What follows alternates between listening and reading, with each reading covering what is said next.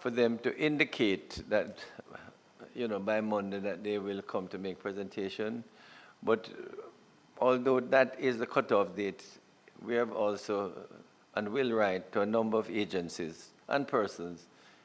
We don't have a problem, if persons submit and indicate to the Secretary, Mr. Nash, that they would like to come and make presentation or to send in a written report. We'd be happy to consider it.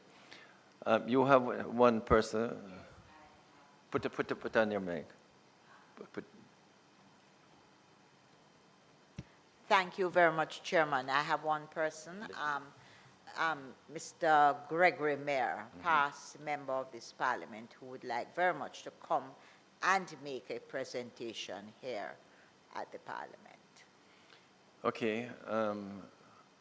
Are there, Mr. Nash, we normally write persons. I'm going to get his email.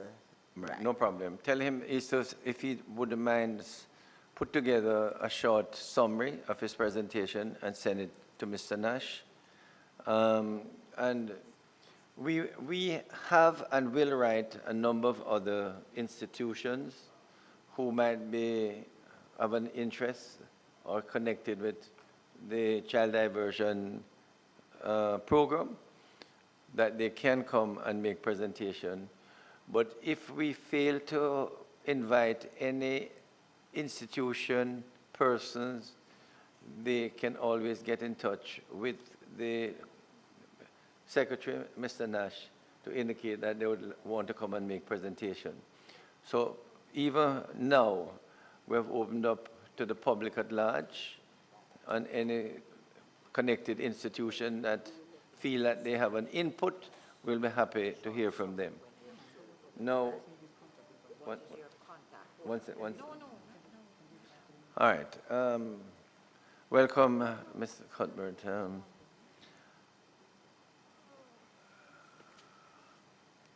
Did we invite Ministry of National Security? Yes. We had written, Minister Cuthbert Flynn, we had written to Ministry of National Security, inviting them to, if they so desire to make presentation. So, Minister Cuthbert Flynn, knowing how letters go through departments, the minister or yourself may not get it before next week. I don't know if you've seen that letter that we wrote, MNS. Actually, I'm just coming from a meeting, and yes, they will send your submission in by next week. And there are several areas of the Ministry of National Security. You have, for example, the JCF.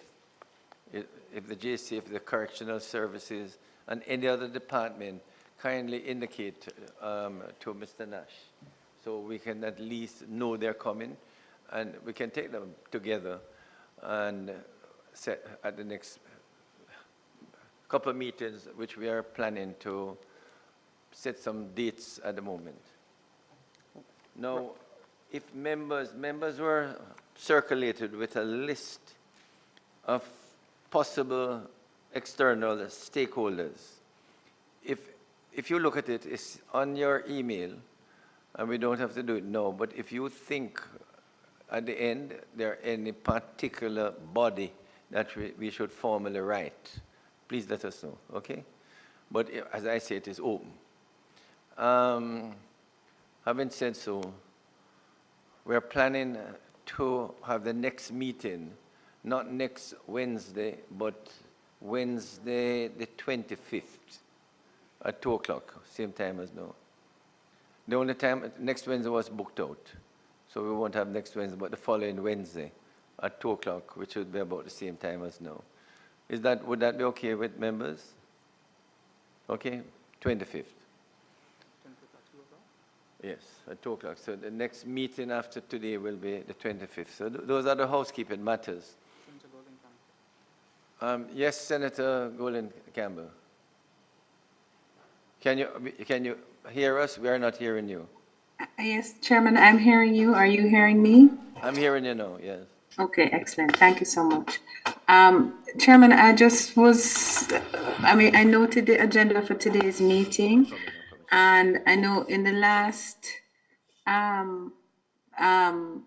meeting we had, I had asked if you would permit the ministry to just take us through the bill as a matter of the context of the discussions. You did indicate, though you may not have quite thought it necessary that you would permit that. But I note that that is not on the agenda today. Is No. that, I thought they had said the next two meetings, so not the last meeting rather, but the meeting before. You mean, Am I getting the date wrong, or? no, you're not getting the dates wrong.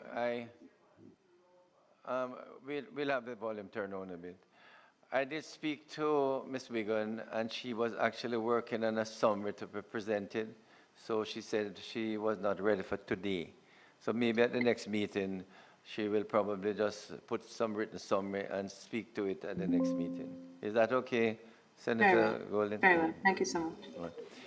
What we're going to do, we're going to ask Mr. Chung to make a presentation obviously, he indicated to me he has two mentees. He will give us some impression of his interaction with them. And you can then, after he makes his presentation, ask a few questions. But as you will appreciate, we are not going to reveal the mentees. And I just want to be excused briefly while I sign some letters. Ms. Dalrymple, could you take over just briefly for me? Go ahead, Mr. Chung.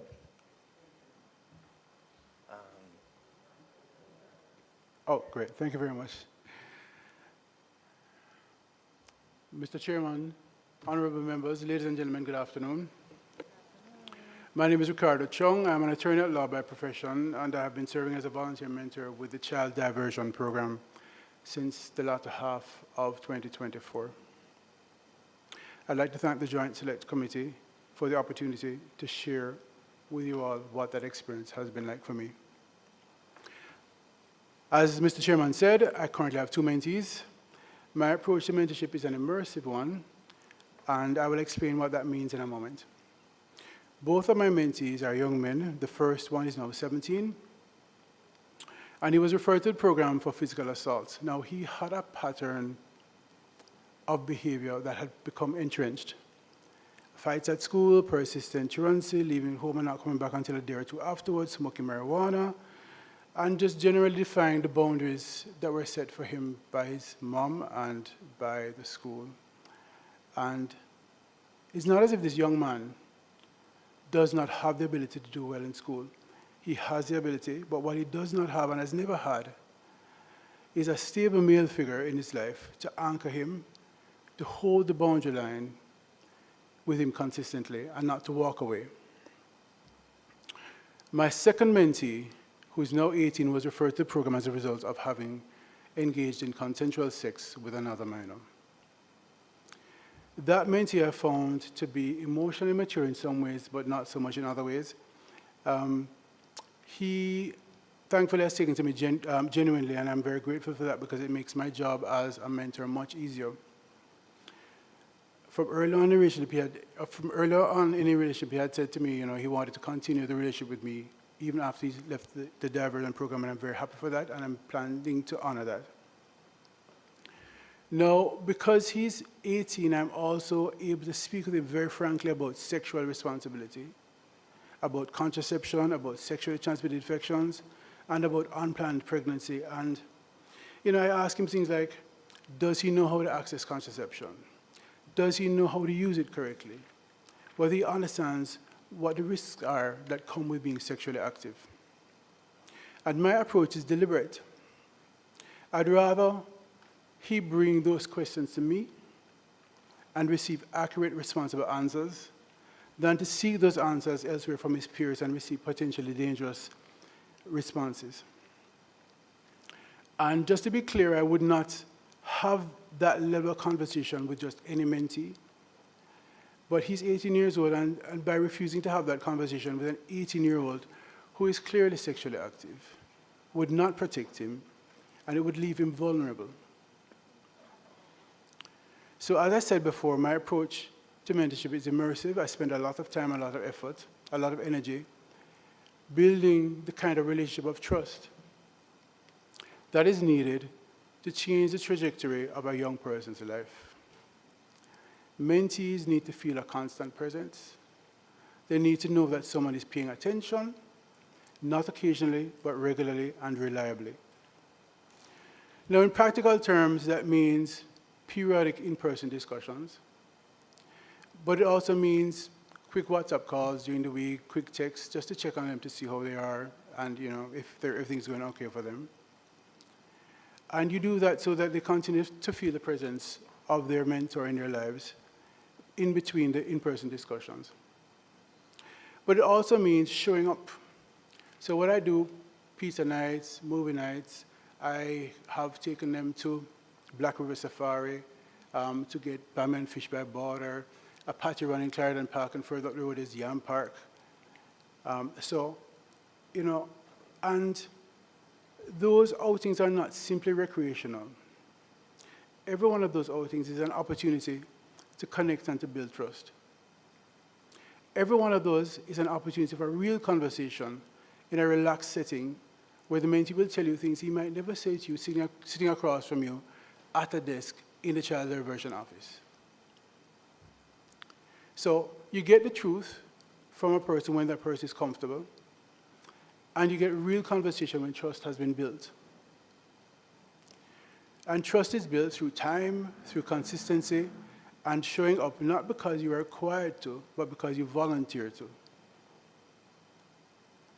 And beyond the relationship building, there's also the direct practical support. So my second mentee graduated from fifth form at 18 years old with no subjects.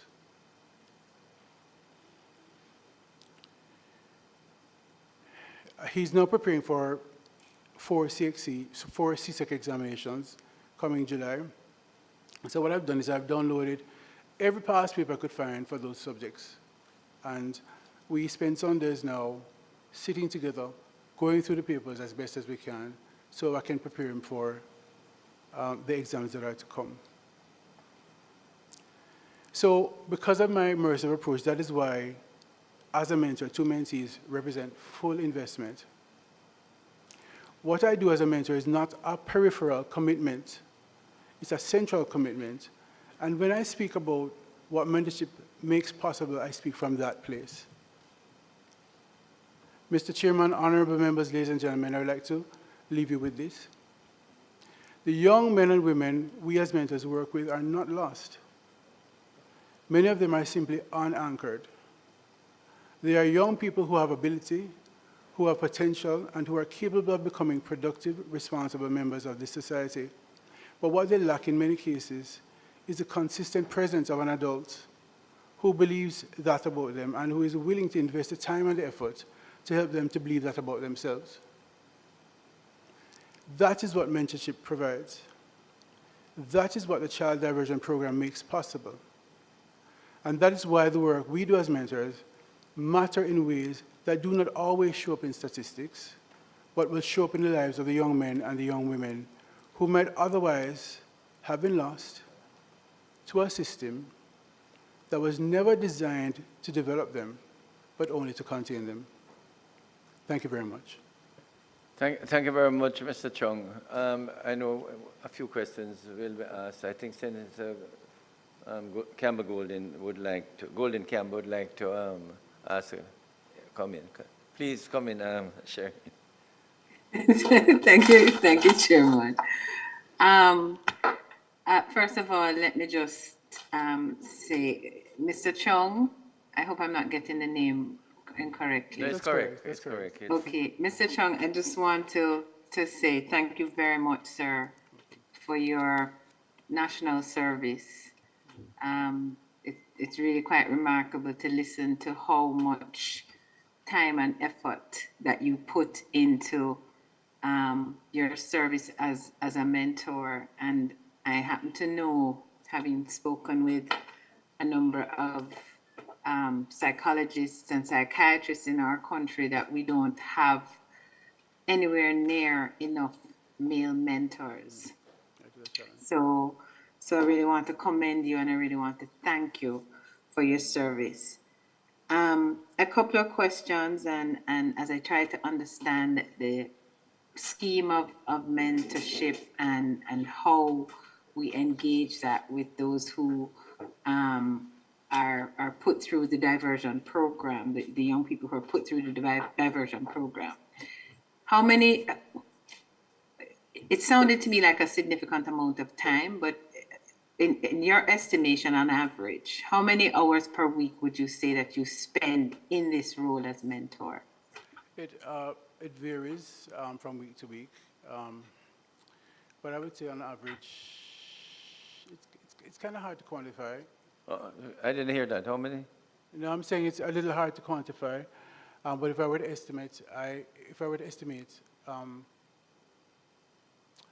would say probably about 18 to 20 hours per week. Per when? About 18 to 20 hours per week.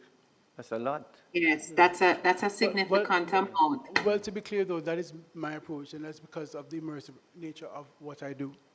Yes. So my next question, and Chairman, if you I just have a couple of short questions, a few short questions. And so as you engage what I agree that's an apt description and an immersed sort of program that you roll out with your mentees, what is your connection to a monitoring supervisory role within the program itself? Who does the mentor rely on for support in his mentee relationship?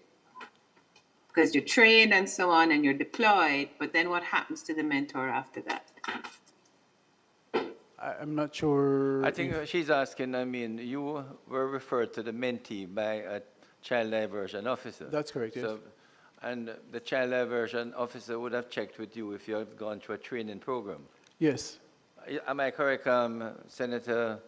Yes, but I want to know a little bit more than that, Minister, because what Mr. Chung is saying is that he has what sounds like quite a unique way of engaging that really is quite demanding of him and gives a lot to his mentees. I'm trying to understand whether or not there is a sort of standardized approach of mentors. And I know I say that quote unquote because it's hard to standardize mentorship. But in his rollout of how he engages, are you, Mr. Chung, in any communication with the child diversion officer as you conduct your mentor Yes, role? of course. Whenever there are issues that arise, I will reach out to the child diversion officer to explain what is happening and to agree or to be made aware of what the next step is going to be for that particular mentee. So for one of the mentees now, because of the difficulty we've had, we are about to have him psychoanalyzed to see if there are any underlying childhood issues or trauma that might be contributing to why he's behaving the way he's behaving now. Does that answer your question? It does answer my question. And can I ask the converse question in relation to the child diversion officer and yourself? So if you're having a good spot with your mentee, things are going well, you don't necessarily have the need to reach out. Is anyone reaching out to you to check to see what is happening along the way? Well, I am. Often does that happen? I am in contact just to give updates as to what's happening, what is good and what is not good. Are those mandatory updates? They're not for me. I just do it naturally. Okay, thank you. Right. If I may say this, Senator Golden Campbell, truth is that the child diversion officer is always in constant touch with the mentor, because I would say almost on a weekly basis. Is that so, Mr. Chung? It has been, yes. Yes, because the child diversion officer is overall responsible for the program and therefore has to give a report to the police or to the court on a regular basis. And in order to do so, they have to be in touch with the mentor. Yes. Any other question? If I could add, though. Thank you, Mr. Chairman. Yes, sir. Sorry. You asked about a standardized approach. There is, but I have actually been involved in child diversion from before I joined the child diversion program. I was actually a volunteer mentor for an organization called the Back to Life Foundation. What's that? Back to Life, BACK2, the number 2, Life, which was headed by... That was here in Jamaica? Yes, Okay. that was headed by Mrs. Nicholson, Mrs. Lorna Phillips of the law firm Nicholson Phillips. Okay, uh-huh. And what we used to do before COVID is that every other Saturday we'd visit the Rio Cobre Correctional Center, sit with the boys for about 4 hours, teaching them life lessons as group sessions, but we also would meet with them individually to help them think about what plan they want to have in place for when they leave the facility. Oh, So wonderful. we did that up until COVID. COVID got in and then it kind of got a bit messed up. So we've not really met since then, but it's something that we need to get started on again. Right. Mr. Chung, you were answering the question of standardization. I don't want you to stray from that. Well, I think if I understand, Senator Golden Campbell is asking whether you had a set program or standard program that you deal with the men. Maybe Ms. Venetia Clark could answer. Go ahead. All right, thank you, Chairman. Good afternoon. So I just wanted to clarify the child diversion program. We have a standard operating procedure that guides us. Okay. And one such part of it is the mentorship aspect. So for every mentor outside of the training that is provided, they are given a number of documents. One is a reporting template that needs to come back to us, and they usually report to us at least once a month. Sometimes more, depending on the risk level of the child and depending on what is happening with the child. What might be happening is because Mr. Chung is in contact with Mr. Rodney, he probably doesn't know that there is a stipulated timeline, but in the program itself, there has to be, because that is what guides us. So the letters and the forms and telling you how you contact them, you indicate all the things you do and report it to the officers. Quite, thanks. I think that answers... Thank you very much. Right. That answers my question. Thank you. Good. Member Buchanan. Thank you, Mr. Chair. And Mr. Chung, I must thank you for your service. Very important.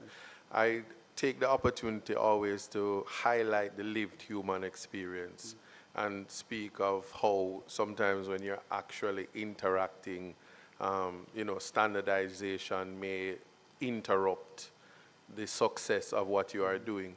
My first question to you is, you mentioned 2 different offenses and 2 different mentees that you have. Correct, yes.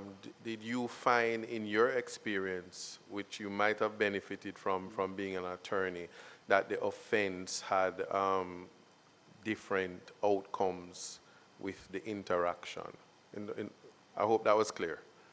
No, could you restate the question? All right, that the offense, the offense that the child was exposed to led to a different outcome in your interactions. Because you had sexual offense and you had some, I don't want to say violence, but It was. I think what really affects the outcome more than the offense is the actual mentee himself and his attitude toward the program, whether he's accepting of what we're trying to do with him.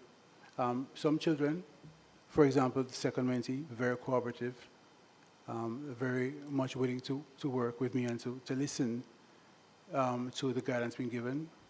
The first mentee, he's very good at talking the talk, but he doesn't walk the walk as well as he should. So it really depends on the individual mentee, and that is what determines the outcome. My final question to you, do you have an additional 18 hours that you can stack on to the one you're already using? No, and that really is part of the reason why I only have 2 mentees at a time, because it takes a lot. It takes a lot of time, a lot of resources to be so immersive with a mentee. So for me, it's more about the quality of what I do rather than quantity. Okay, thank you, members. And Mr. Chung, I told on behalf of not only the Ministry of Justice and the Child Diversion Program, would like to thank you. I mean, Chairman, can I ask one last Sure. question before Mr. Chung leaves us? And it's a quick one. I hope he doesn't mind me asking this question. Mr. Chung, why did you choose to become a mentor? What motivated that? Well, you know something, I have actually been mentoring since I was 22, but it was never really child diversion mentoring. My involvement in child diversion mentoring started with the Black Life Foundation. Prior to that, it was more like life coaching. So my first parents and what have you. And I don't know, but I saw potential in him that he might not have seen for himself. And so took him into hand, started teaching him English and math and that kind of stuff. And he was very ambitious. He started off going into chicken farming. That didn't really work out. But he tried a number of different things. And right now he's actually a contractor in Canada, married with kids. My other mentee, I met him also at work. He was a warehouse worker. And I saw him. I didn't think he belonged there. So bottom line is he now has a master's degree. He's married to his childhood sweetheart, living in North Carolina with 2 kids. good. Not all of that is me doing it because success depends very heavily on a mentee Sure. and his motivation. So what mentors do is to inspire and to guide. Right. Well, as I Thank said, you very much. we want to thank you, Mr. Chung, and I've indicated to my team somewhere in the future when persons like you have participated in the program and have mentored a number of persons. We need your heroes in many ways, and a lot of people who get badge of honor, OD, CD, OJ. Persons like you are more entitled to these awards than many. So we hope that in due course, persons who have volunteered and done community service like you, sir. There are other mentors. We had a few so far. We're hoping to get others maybe virtually, because a lot of these mentors are in the country areas. And, it would be nice when arrangements can be made for them to speak virtually. But your presentation and the other mentors that we are hoping will make presentation will assist the program, because we need a lot more mentors. For sure. Persons who are willing to volunteer. And, persons should know that it's a two-way benefit. The mentors, as you appreciate, Mr. Chung, you benefit a lot from just the interaction. Indeed, it's very rewarding actually to see, Yes. Your mentees Because grow. Right, because my discussion with a lot of mentors, they always say it was quite rewarding.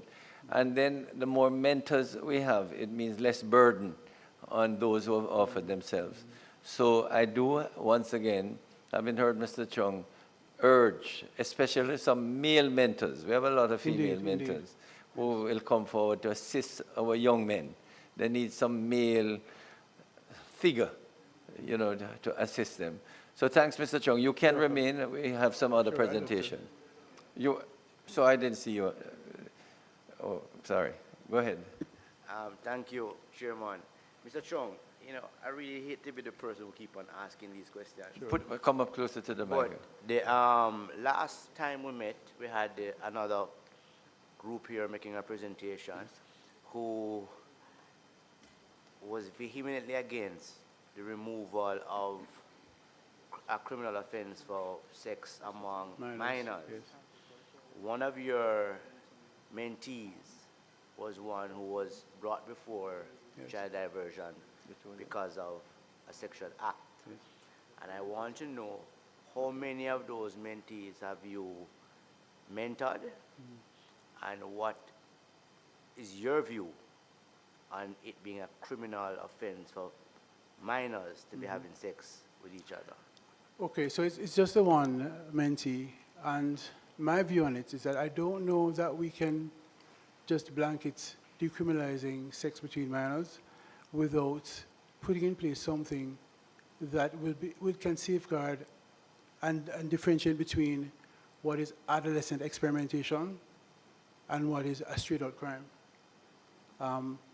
So there needs to be some way for us to protect the children who are being exploited or being taken advantage of, as opposed to ones who are just experimenting.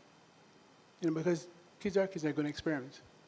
But, and that kind of experimentation, I don't believe should be criminalized. It's a situation in which one or the other is taken advantage of that we need to be able to identify.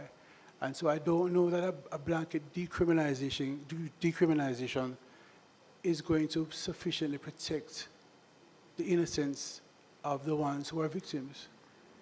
So we need more than, we need to have more than just decriminalizing it. Okay, it's a matter that the committee will have to, you know, put their heads to later on. But it's not even this committee. It's, you, Mr. Chairman, I think I'm being pressured, but I will raise it. Mr. Chung, you said something about differentiation between sexual experimentation and exploitation. Right. Those were the two words. But I was going to respond to that. The real question is, how do minors exploit minors? Because we're dealing with child diversion, and any interaction between minors would, the conclusion or the spirit of the Child Diversion Act would be that it's all experimentation. I think so if you would just... No, I think though, listening to Mr. Chung, he's not necessarily talking about 2 under 16 persons. I think he's looking at, say, 18 or 19-year-old exploiting a 15 or 16-year-old, 14-year-old girl. And as an attorney, Member Buchanan and Mr. Chung will understand, we have where consent, if it is obtained by force, fraud, or, you know, that is a part of the exploitation that could be used to say there was no genuine consent, because non-consensual sex between minors will still be an offense, right? So that's where the exploitation can be framed. How you frame the exploitation in terms of extracting, you know, that consent was not genuine. It was extracted or overcome by fraud, fear, and so on. Okay, thanks, Mr. Chung. Minister Dix is now here. We had delayed your presenters from your ministry. So I'm going to ask the leader of the presentation to just indicate the members of your team and the name of their organization, and then proceed. Sorry? You'd like to do it? Sorry? No, I was just going to apologize. You know, this Sure. is very important, and the team being here is very important. But I do a monthly meeting with the Jamaica Teachers Association, and that's where I was. And so, you know, that's the only reason I would be late.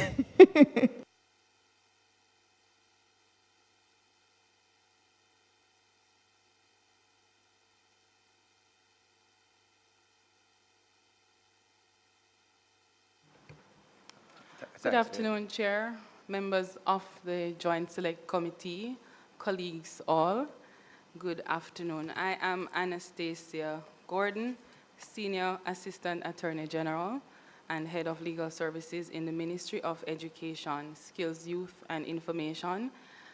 And with me are members from my team, from the Legal Services Unit, and I will ask each member to show hand. Ms. Jodianne Kelly, Crown Counsel, Ms. Chavon Chu, Acting Crown Counsel, and Mrs. Hyacinth Blair, Senior Director of Children's Affairs and Policy Division. Also with us, Minister, are members from the Child Protection and Family Services Agency, the CPFSA, and we have Ms. Nicole Chambers and Ms. Kimberly Blackwood. Quite. So are you going to lead the presentation, Ms. Gordon? Yes, Chair. Well, proceed. And you're representing the ministry as a whole, including Yes, CPFSA? it's a joint, it's a collaborative Okay, wonderful. presentation. Unfortunately, because we have doing virtual, you may have to, we won't be able to do the PowerPoint, so just speak. Members, You have the documentation.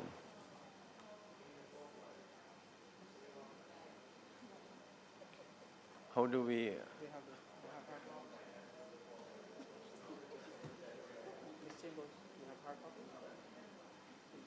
You have hard copies for everybody? Can we do the PowerPoint and? No. Huh?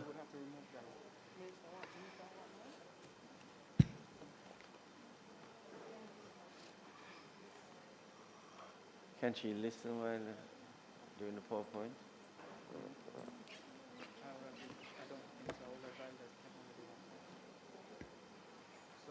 It's just I come out and understand the document that they have. It can. Senator Golden Campbell. Senator Golden Campbell, are you on?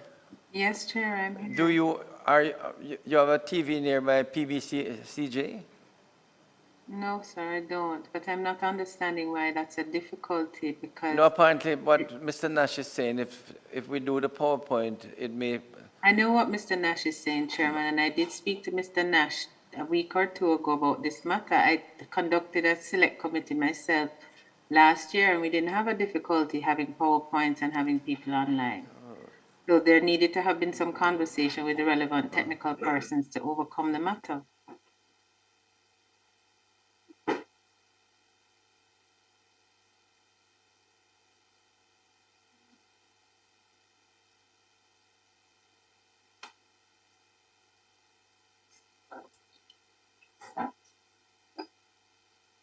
Is Mr. Brown available, Mr. Nash? Perhaps you could ask him to come down into the chambers because he had a solution for my committee. And it worked.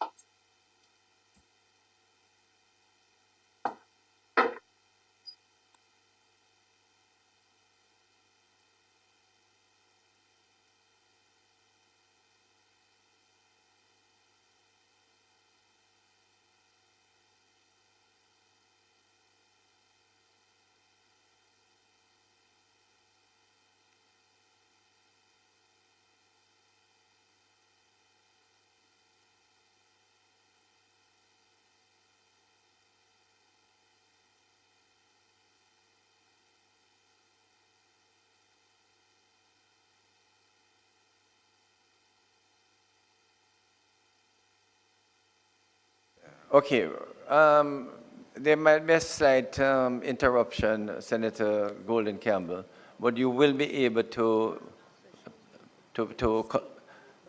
speak, but the interaction with you will have to, once the PowerPoint is finished, then you will be able to interact. But Mr. Chairman, I appreciate what you're saying. Right. I understand, and I'm going to be cooperative and accommodated Right. today because that's really my only obligation. I must register, though, that I think it is absolutely unacceptable that this matter is arising in a committee meeting when we have agreed some time ago that we would have a hybrid meeting.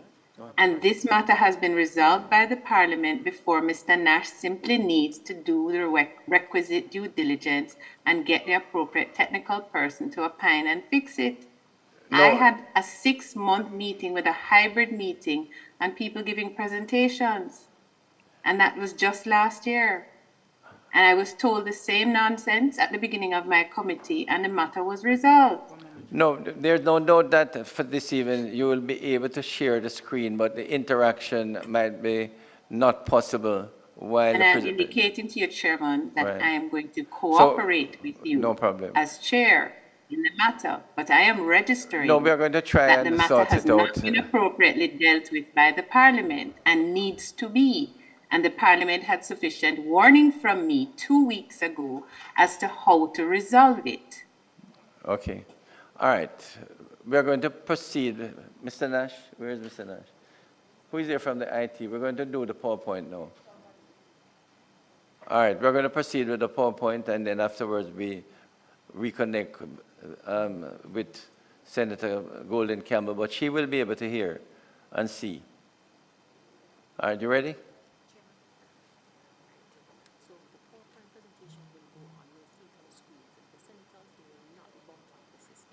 I know that. I know they'll be on. Right. So the center will be on and hear you, but you won't see her on the screen. Okay. So proceed. You ready?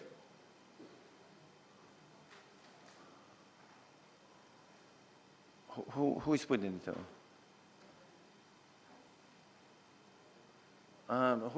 Who's putting on the? Proceed. Huh? Put it on there. Yes, They're ready. If I have to set it, Huh? they'll be switching it over shortly. Yes, but tell them to put it on. They want to begin.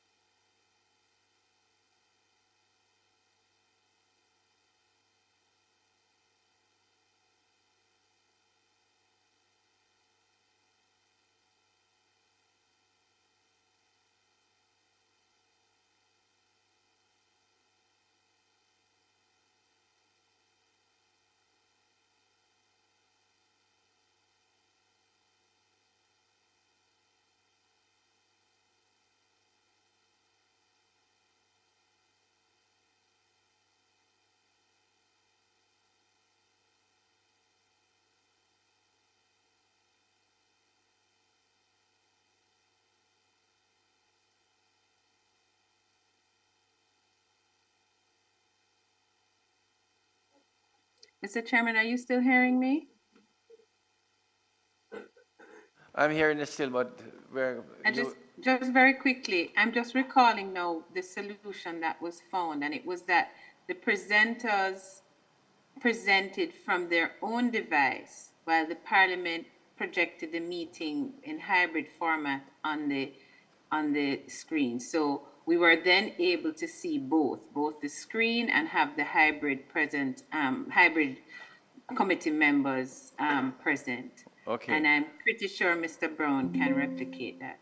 So I think for the future, if that happens again, we must, Mr. Nash, if somebody wants to present a PowerPoint, they can do it from their screen rather than the Parliament. That would allow several. No, they're going to. Is it ready now, the PowerPoint? They're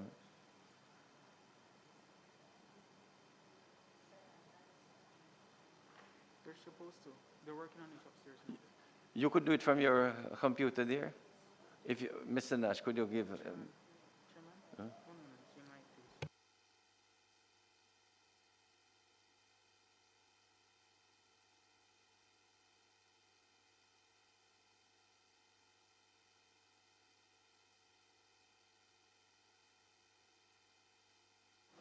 Mr. Nash is going to give you the link, so you can go straight from your computer. It will come on the screen. You have the, you give her the link?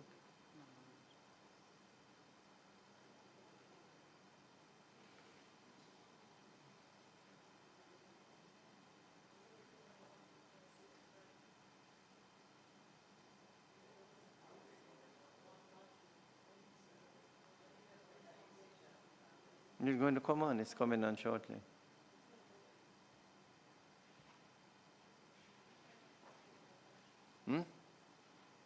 Mr. Nash, could you help them, please? Yes, I'm just sending her the link. You got the link, Ms. Gordon? She can't see because she's not on the internet as yet. Huh?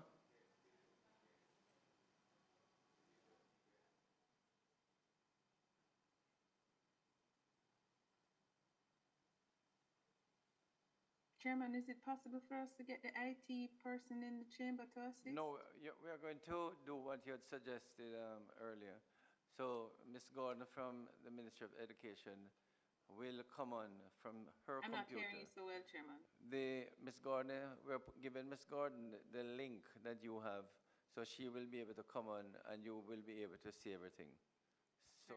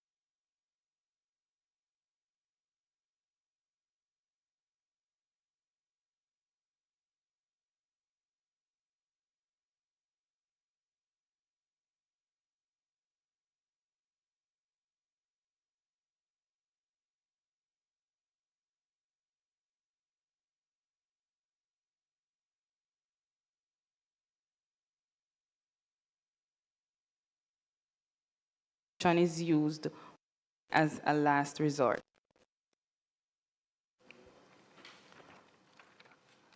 Now moving into the analysis of the substantive errors and related provisions.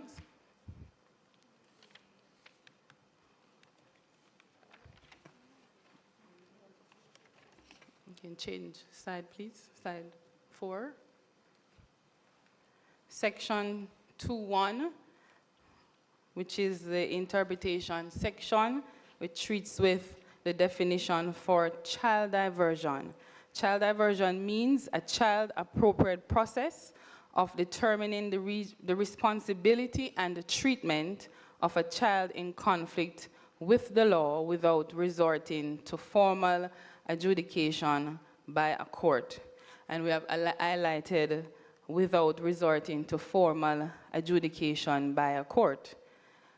So the scope of the act, we believe, is intended to treat with a child who, 1, has not been brought before the court, 2, is subject to court proceedings, 3, is serving a sentence, and 4, is a parolee under the Parole Act who is or who was a child at the time of the grant of parole. We are of the view that the current definition of child diversion does not adequately account for all the categories as outlined above, particularly numbers 2 to 4. The current definition is suggestive that child diversion can only take place before the child enters into the formal justice system, which is contradictory to other provisions of the Act. And so, Chair, we are suggesting that the definition be revised in order to take into account the actual intent of the legislation. We invite the committee to consider the definition of diversion as noted at Section 2 of the Child Justice Act 2024 of the Republic of Fiji to assist with its review. And this definition states, diversion means diverting a child in conflict with the law from the formal justice system and resolving the conflict through community-based interventions. In the alternative, where the current definition is maintained, we recommend that a definition and/or clarification be provided for the terms child-appropriate process and formal adjudication. In relation to the definition for child offender, which states a child who, 1, is suspected of, accused of, charged or convicted of a diversion offense, and 2, accepts responsibility for a diversion offense as set out in subsection 4. B, an inmate who is a child serving a sentence in an adult correctional center or a juvenile correctional center, or 3, a parolee under the Parole Act who is or who was a child at the time of the grant of parole. We are of the view that the use of the term child offender is prejudicial and invites stigma to a child who is suspected of, accused of, or charged with a diversion offense. We are also of the view that, that an acceptance of responsibility should not be a criteria under the definition of a child offender. We therefore recommend that the provision be revisited to remove the words suspected of, accused of, charged or, in subsection A1 of the definition. We also recommend the deletion of the matter of acceptance of responsibility for a diversion offense as set out in subsection 4 at A2.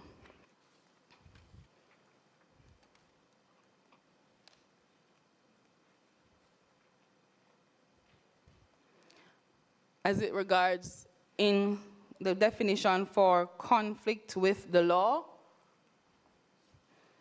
the definition states, in relation to a child means taken into the custody of a constable on suspicion of having committed a diversion offense or detained or charged with a diversion offense.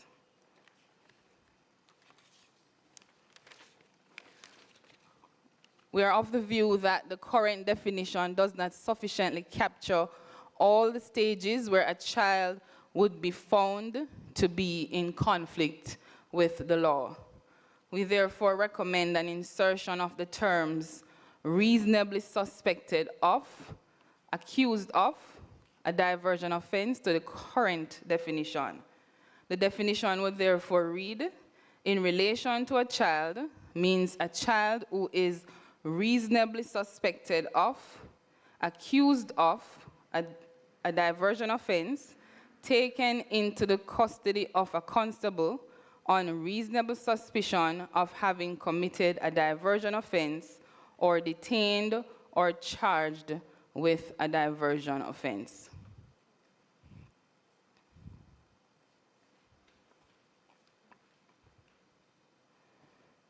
Section 2.2, which treats with factors to be considered for the best interests of the child. It is noted that the factors listed under the provision in determining the quote-unquote best interests of the child are similar to those outlined in the Child Care and Protection Act, which concerns children in need of care and protection. It is therefore recommended that the best interests of the child factors be expanded to include factors that are related to child diversion. We suggest that the following be considered to assist in drafting other factors to be taken into account in determining the best interests of a child in relation to child diversion. 1, every child is entitled to enhanced procedural protections and to be treated in a manner that is appropriate for their age and ensures that their rights are fully respected. And 2, every child must, as far as practicable, be given the opportunity to meaningfully participate in any proceedings that affect him or her. Section 2.3b, acceptance of responsibility. This section states, unless the public interest otherwise requires, and subject to this act, any child who has committed a diversion offense and accepts responsibility for that offense shall be considered for admission in a child diversion program. It is noted that the terms accepts responsibility as used in the provision is also used throughout the act. However, there is no definition as to what constitutes an acceptance of responsibility by a child. And as such, we recommend that the term accepts responsibility be defined to indicate what amounts to or what constitutes an acceptance of responsibility.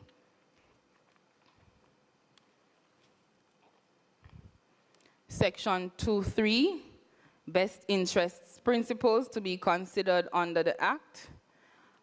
We are of the view that the principles outlined under this subsection need to be expanded to provide further guidance in the approach to child diversion. We therefore recommend the inclusion of the following principles.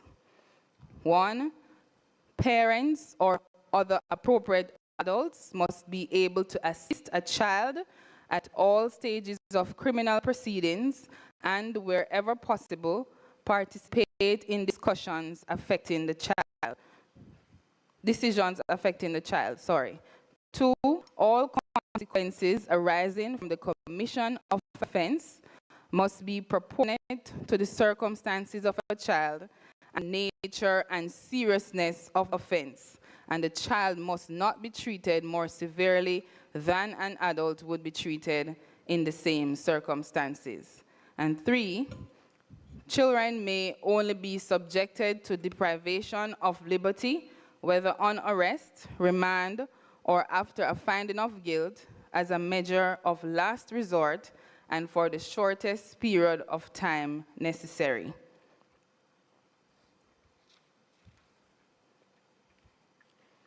Section 3, objects and application of the Act. It is noted that a child who is subjected to a child diversion program may suffer from stigmatization, which can affect his or her reintegration in society. We therefore recommend that Section 3 be amended to include the prevention of stigmatization, discrimination, and other adverse consequences to a child in conflict with the law or a child offender. How would you do that, though? I don't know how you do that. Bear that in mind. Very well, Chair.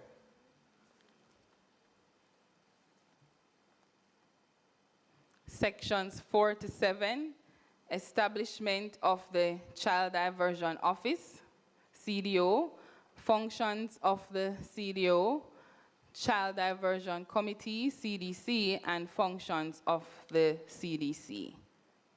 We are of the view that the functions as outlined for the CDO and the CDC are overlapping in some respects. We therefore recommend a review of the functions of the CDO and the CDC to ensure there is a clear distinction in their operations to include proper checks and balances. And the making of the regulations pursuant to Section 40 is also of great importance to give effect to these functions. We also recommend that a review of the terms administer as against implement as used under these provisions outlining the functions of the CDO and the CDC. We are also recommending that the provisions under Section 7(1)(g) and H be merged to allow for consultation on all the matters outlined under Section 7(1)(g) with the government agency responsible for children. Section 8, the National Child Diversion Oversight Committee. We recommend that a quorum requirement be included for the meeting of such committee in keeping with government best practices and governance procedures.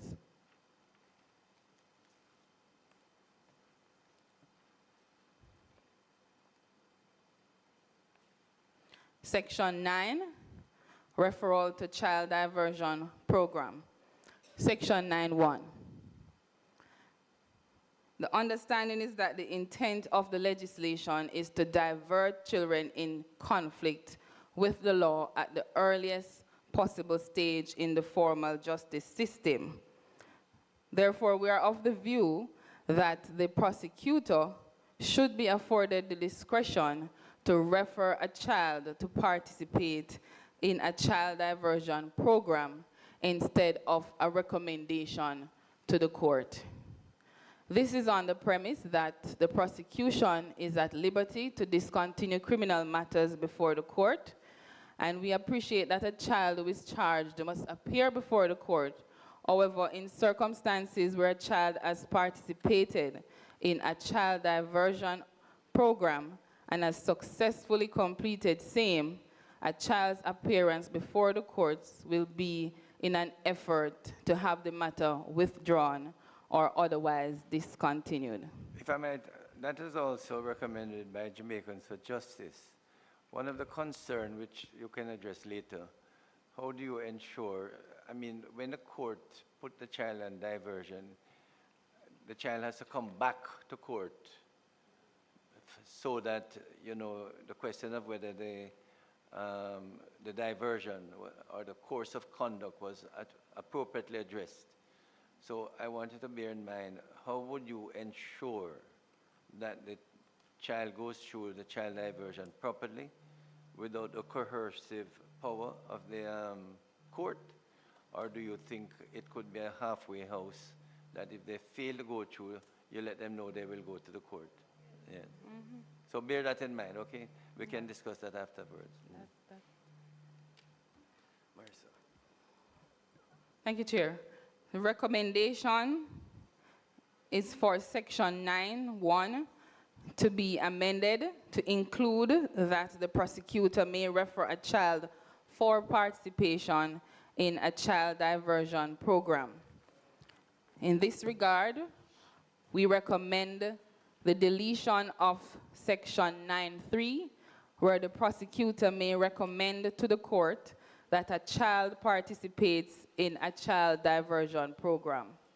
Where the committee is accepting of the recommendation made, an amendment to the relevant provisions in the Act would have to be undertaken to reflect such power to the prosecutor accordingly. Yes.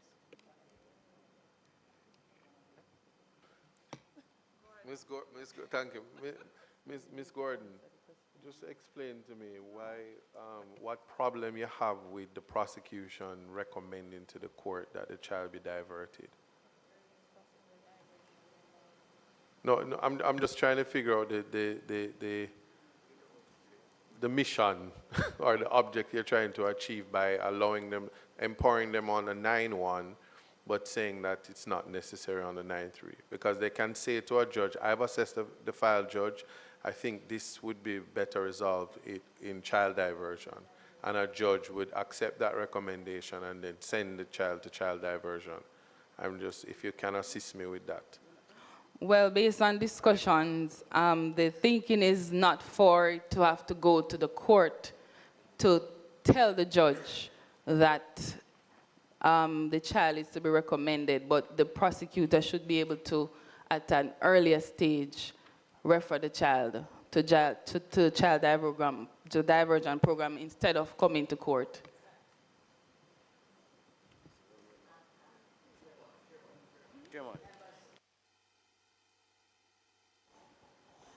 Sorry, is that with an understanding of what the crime was or what was committed?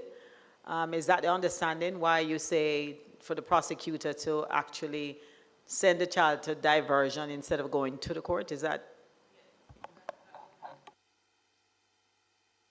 Chairman, I was just wondering, you see, if we could just allow Ms. Gordon to finish her presentation, and we'll ask all the questions at the end.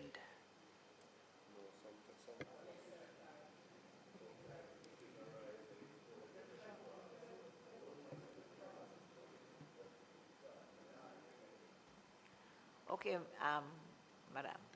Thank you, Chair.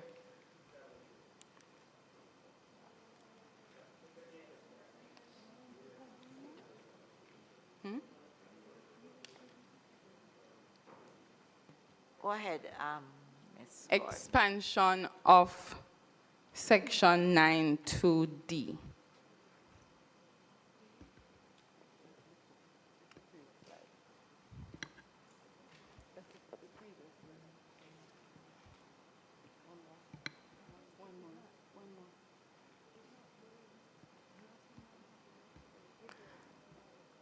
It is also recommended that Section 9D be expanded to include an advocate from the Office of the Children's Advocate, and in the event of a child who is a ward of the state, a representative of the government agency with responsibility for children as persons in whose presence a child shall give consent. New subsections under Section 9. We are recommending that a new subsection be inserted under Section 9, to outline that where a child has been referred to a child diversion program, he or she shall not be detained in a lockup, remand center, or correctional institution similar to the provisions under Section 11(2)(d)(2). We also recommend that a provision be inserted to indicate that a child should be informed in age-appropriate language that as a prerequisite to giving consent, he or she has a right to seek legal representation.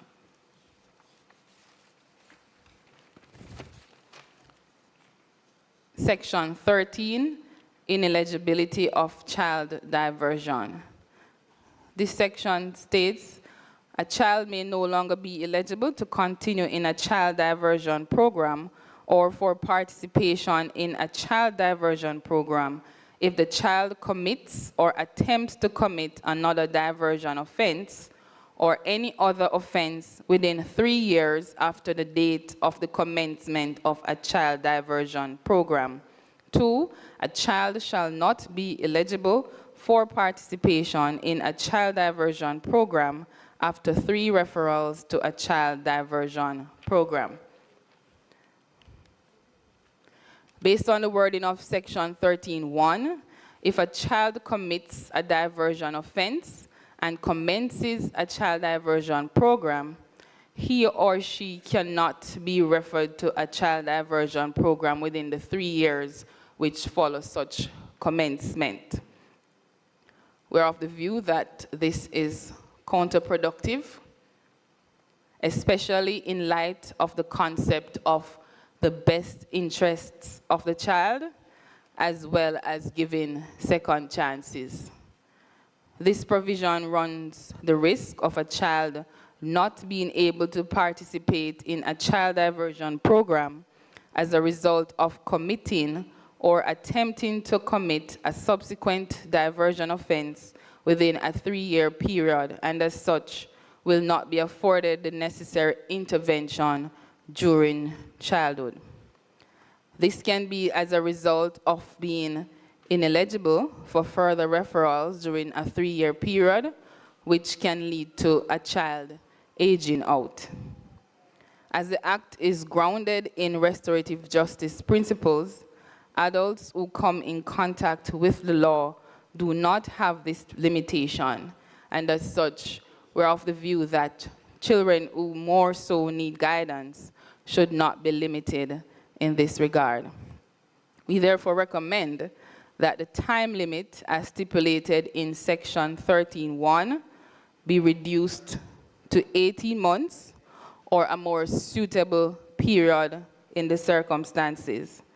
We also recommend that the word referrals under section 13.2 be changed to participation, as a child may be referred to a child diversion program and a situation arises where he or she did not get a chance to participate. Section 14, Child Diversion Program. Section 14.3 states, the Child Diversion Committee shall provide a copy of the Child Diversion Program and any subsequent modification of the Child Diversion Program to the child for whom the Child Diversion Program was developed and to the person referred to in Section 9.2d, in whose presence the child consented. We're of the view that this, as the circumstances may change in an individual's life, the words in whose presence the child consented should be removed to allow for more flexibility. That is to say, to allow for consent to be given in this regard to any person in the category, but not the initial person. For example, in a situation where an attorney at law was used and there is a change in legal representation, or where a parent was not available and now becomes available. Section 15, Minimum Standards for Child Diversion Program. This provision treats with the minimum standards for a child diversion program. The National Child Diversion Policy explicitly recognizes the significant impact of mental health, trauma exposure, behavioral disorders, and learning challenges among children in conflict with the law and child offenders. A substantial portion of these children present with unmet psychosocial and educational needs and directly influence behavior. In this context, diversion planning should be informed by professional assessment rather than assumption. It is therefore recommended that the minimum standards include a psychosocial and educational needs assessment as a mandatory component. This assessment should be conducted by a psychologist or other qualified individual supported by the state and completed prior to the finalization of the individual child diversion program. Such approach would ensure that diversion plans are individualized, evidence-informed, and responds to underlying causes of offending behavior. This recommendation is also directly aligned with the ministry's ongoing work in advancing school-based mental health frameworks and psychosocial support systems. We are of the view that integrating structured assessment into the statutory diversion process would strengthen outcomes and promote more sustainable reintegration. Section 24, copy of formal warning. Section 24 states, the constable shall provide to the child's parent or guardian a copy of the formal warning issued under Section 23, and the parent or guardian shall acknowledge receipt of the copy of the formal warning in writing. We are recommending that the prescribed form used to issue the formal warning facilitates a section which allows the parent or guardian of the child to acknowledge receipt in writing where this is not provided for standardization of the process and effective record-keeping principles. Section 26, effect of constable's warning or police caution. Section 26 states, where a constable has warned or issued a police caution to a child and that child is referred to a child diversion program, A, that child shall not be charged with the commission of a child diversion offense in relation to the facts and circumstances which formed the basis for the warning or police caution, and B, no further proceedings shall be taken for the diversion offense in relation to which the child was warned or the police caution was issued. We recommend the removal of the reference to warning by a constable in the provision on the premise that a child shall only be eligible for referral to a child diversion program by a constable after being cautioned in accordance with Section 28 of the Act. Section 28, child diversion referral by constable. Section 28(2) states, notwithstanding subsection 1, a constable shall not refer an eligible child to a child diversion committee for admission to a child diversion program unless the victim of the diversion offense, if identified, consents in writing in accordance with Section 32 to the child's referral. We recommend the removal of the requirement of the consent of a victim in the provision on the premise that a caution should flow from investigations being undertaken by a constable, and as such, the constable in his or her professional capacity should determine whether a caution should be issued. This recommendation would also affect other provisions under the section which make reference to the issue of consent of a victim. Section 33, warning, etc. by the court.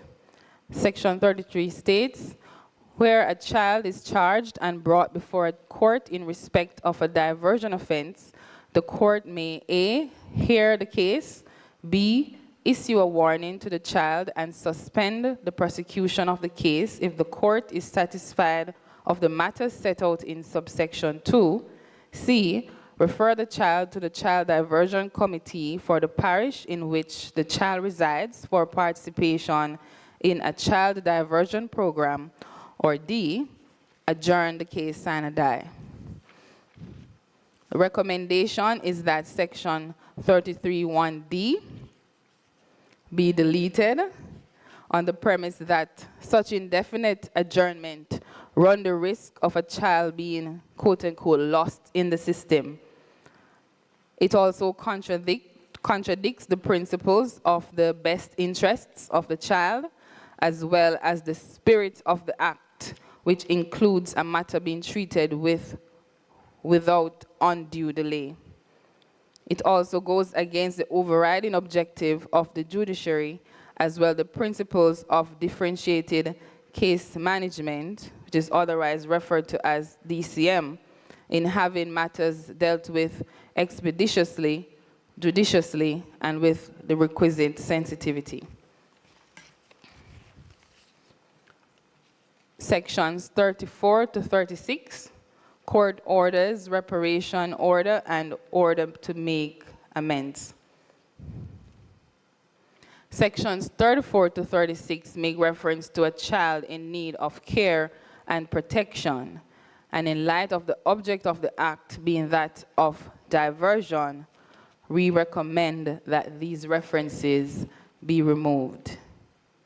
Also, in keeping with our recommendation that the definition of child offender be amended, a child offender under these provisions would not be alleged to have caused physical injury to any person or loss or damage to any person as the offense would have been proven.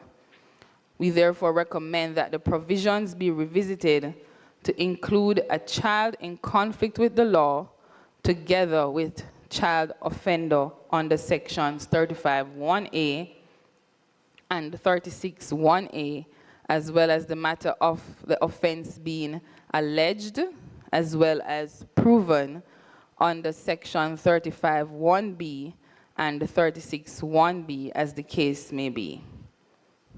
Also, in light of the removal of the reference to a child in need of care and protection, reference to a children's officer, under section 35(1) and 36(1) would need to be deleted. This is on the premise that children's officers, as per the Child Care and Protection Act, would only have jurisdiction to act in circumstances where a child is deemed to be in need of care and protection. Section 38, suspended sentence order. Section 38 states, the court may make a suspended sentence order if the court is satisfied that a child having been referred to a child diversion committee for participation in a child diversion program under Section 34 has completed the child diversion program in respect of the diversion offense for which the child had been convicted and sentenced. The recommendation is that the provision be deleted as similar provisions exist under Section 11(2)(d) and Section 34(2)(e) of the Act. Section 40, regulations. We recommend that regulations, Chair, as a matter of urgency, be made to adequately assist in effective operation of the child diversion programs and connected matters in the different parishes. The first schedule, diversion offenses, we recommend the inclusion of the offense of grievous sexual assault pursuant to Section 4 of the Sexual Offences Act under paragraph 1 of the first schedule of the Act. This is on the premise that, similar to the offense of indecent assault, grievous sexual assault is an either-way offense, which means a child can be tried at the parish court level or the Supreme Court level. And it's also noted that a lot of grievous sexual assault matters have been coming before the court for treatment in respect of a child. General comments. Reasonable suspicion. We recommend that where there is any reference in the Act to any form of suspicion, same be qualified as reasonable in keeping with legal principles. Children with special needs. We recommend that a provision be included under the Act to cater for a child who is or appears to be suffering from a physical, intellectual, or mental impairment and is found to be in conflict with the law or who is a child offender. We suggest that in such situation, the provision indicates that due regard be given to the Disabilities Act. Further, in circumstances where the child is or appears to be suffering from an intellectual or mental impairment, we recommend that the child be assessed prior to any action being taken against him or her. Strengthening the education interface in the Act. As we are aware, the Act is principally justice-led in structure and administration. However, in practical terms, the long-term success of diversion is determined not solely by avoiding prosecution, but the child's reintegration into structured developmental pathways, most critically, education and skills training. Diversion that does not deliberately reconnect a child to some form of learning risks, becoming a temporary solution rather than a meaningful rehabilitative intervention. Many children who enter the diversion framework are already disengaged from school. In such cases, addressing the offense without addressing educational exclusion may inadvertently increase the risk of recidivism. The recommendation, again, Chair, that the regulations be developed under the Act requiring every child diversion program to include a mandatory educational continuity assessment. This assessment should inform a structured reintegration pathway tailored to the child's needs and circumstances.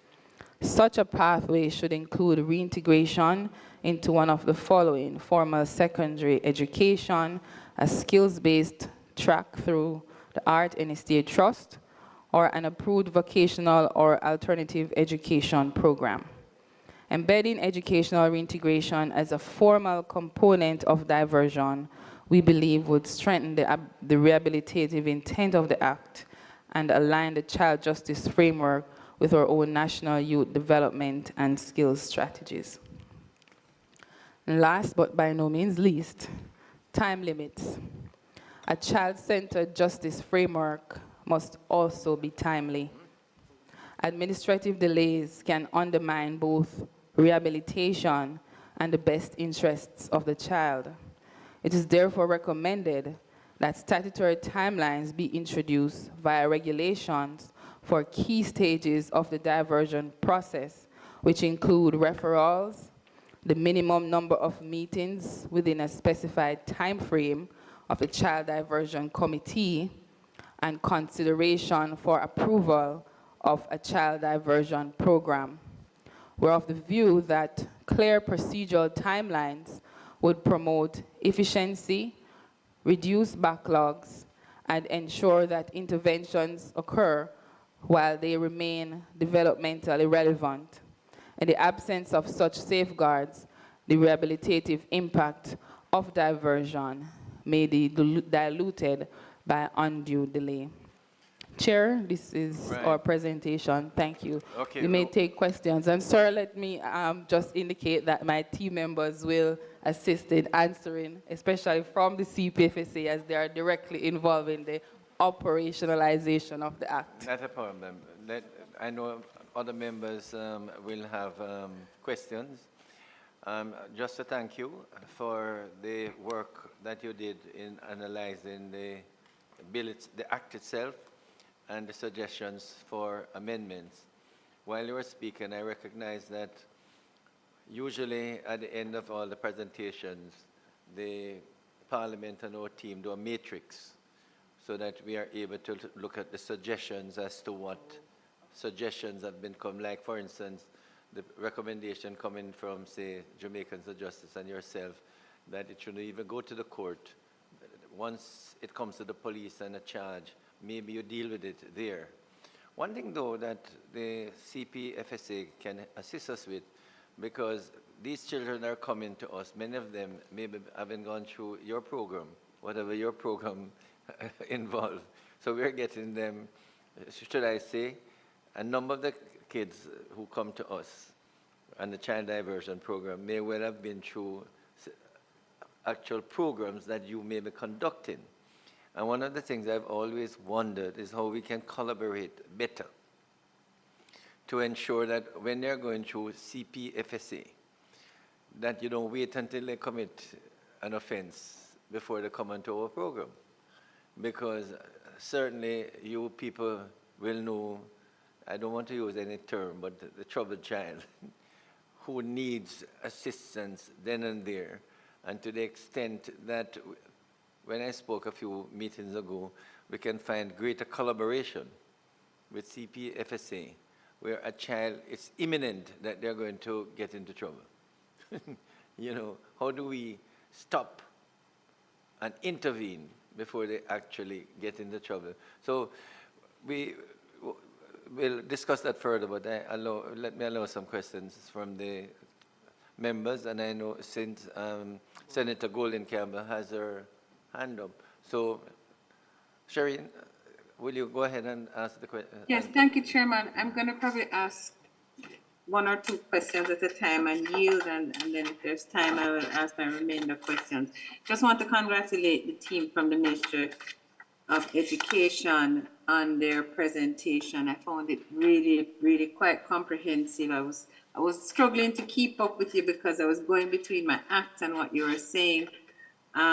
But it was well done, and thank you for that. I want to say in relation to your recommendations on section 2.1 on the definition of child diversion and the definition of child offender, that you have my attention, and I look forward to our further deliberations in committee on the matter. But I want to turn to your recommendations in relation to section 9, in which deals with referral to a child diversion program, and in particular your recommendation of the new subsection to outline that where a child has been referred to a child diversion program, he or she shall not be detained in a lockup, remand center, or correctional institution, similar to the provisions under 11.2(d)(2). Maybe I haven't been understanding, but is this happening now? I didn't understand that a child who had been referred to a child diversion program was at any point in a lockup. It's quite possible, Senator Golden Campbell, because especially if they're charged with an offense, I mean, they shouldn't, and really and truly they shouldn't. But to the best of my understanding, the police detain them until they take them to court. Is that my understanding? Is that your experience? So the answer, it is unfortunate, because we have always felt that once a child has committed an offense, we really should find a way to keep them out of the formal system. Yeah. So and I thank you for that, Chair. I wonder though, what is the ministry's experience of that now? What motivated this recommendation that you made? maybe you could give us some. Well, they made a recommendation. I'm assuming there's They're an going to answer experience you that they're directly. having. Right. Good afternoon, everyone. So from our experience, what we've seen is that there are some courts that, particularly the children's courts, that when the children are referred to the program, some of them are sent to juvenile detention centers during the period that the program is completed, and when the program has been completed, that is when they return before the court. Some courts do interval sessions with them. They appear before the court at various intervals, but many of them, what they will do is that until the program is finished, they remain in the juvenile detention centers. If they have successfully completed the program, then that is when the court will discharge. You're talking about the child diversion program? Yes, sir. But Yes. Venetia, is that the experience of the officers? I mean, I thought if the program is going on, they're not detained. It is before the program starts that they're detained. What? Minister, unfortunately, we do have some of those cases where the child is in remand, and it poses a challenge for us as well, because if we're providing them with interventions for rehabilitation and we're leaving them in an environment that is hostile, for lack of a better word, it is challenging. And even, let's say, the part that you like, the mentorship and so on, to get a mentor to go into that facility will be a challenge as well. Yeah. But Chair, I have another question Sure. in relation to section 13. And the team said that they were taking issue with the time period under Section 13 of 3 years, where if a child had committed a diversion offense and commenced a child diversion program, they couldn't then be referred to the child diversion program within 3 years. I'm assuming in the event that they committed another diversion offense or were accused of another diversion offense. And the team has buttressed their recommendation in respect of that section by pointing us to the concept of the best interests of the child, the need to provide for second chances, etc., etc. And so I want to ask the team, given the basis on which you made this recommendation to reduce the time from 3 years to 18 months, and your reasoning, wouldn't it then make sense and wouldn't it then be more consistent for you to be recommending that that time be removed altogether? And I would love to hear you opine on that, but I would also love to know what, if any, research would you have done, what would your research have uncovered in relation to the interplay of the best interests of the child and this concept that a sort of strike one, strike two approach to them in terms of their access to a child diversion program? Go ahead. You want to, Ms. Chambers, you want to respond? Yes, Mr. Chair. We looked at it and we discussed totally asking for its removal, but in the absence of the committee not saying remove the 3 years, at least a year or 18 months. Because if you're saying a child commits a diversion offense today, starts the program, and somewhere along the line another offense is committed, and you're saying you cannot access until 3 years have passed, it allows for the fact that the child would have aged out, the ability to go back on the program.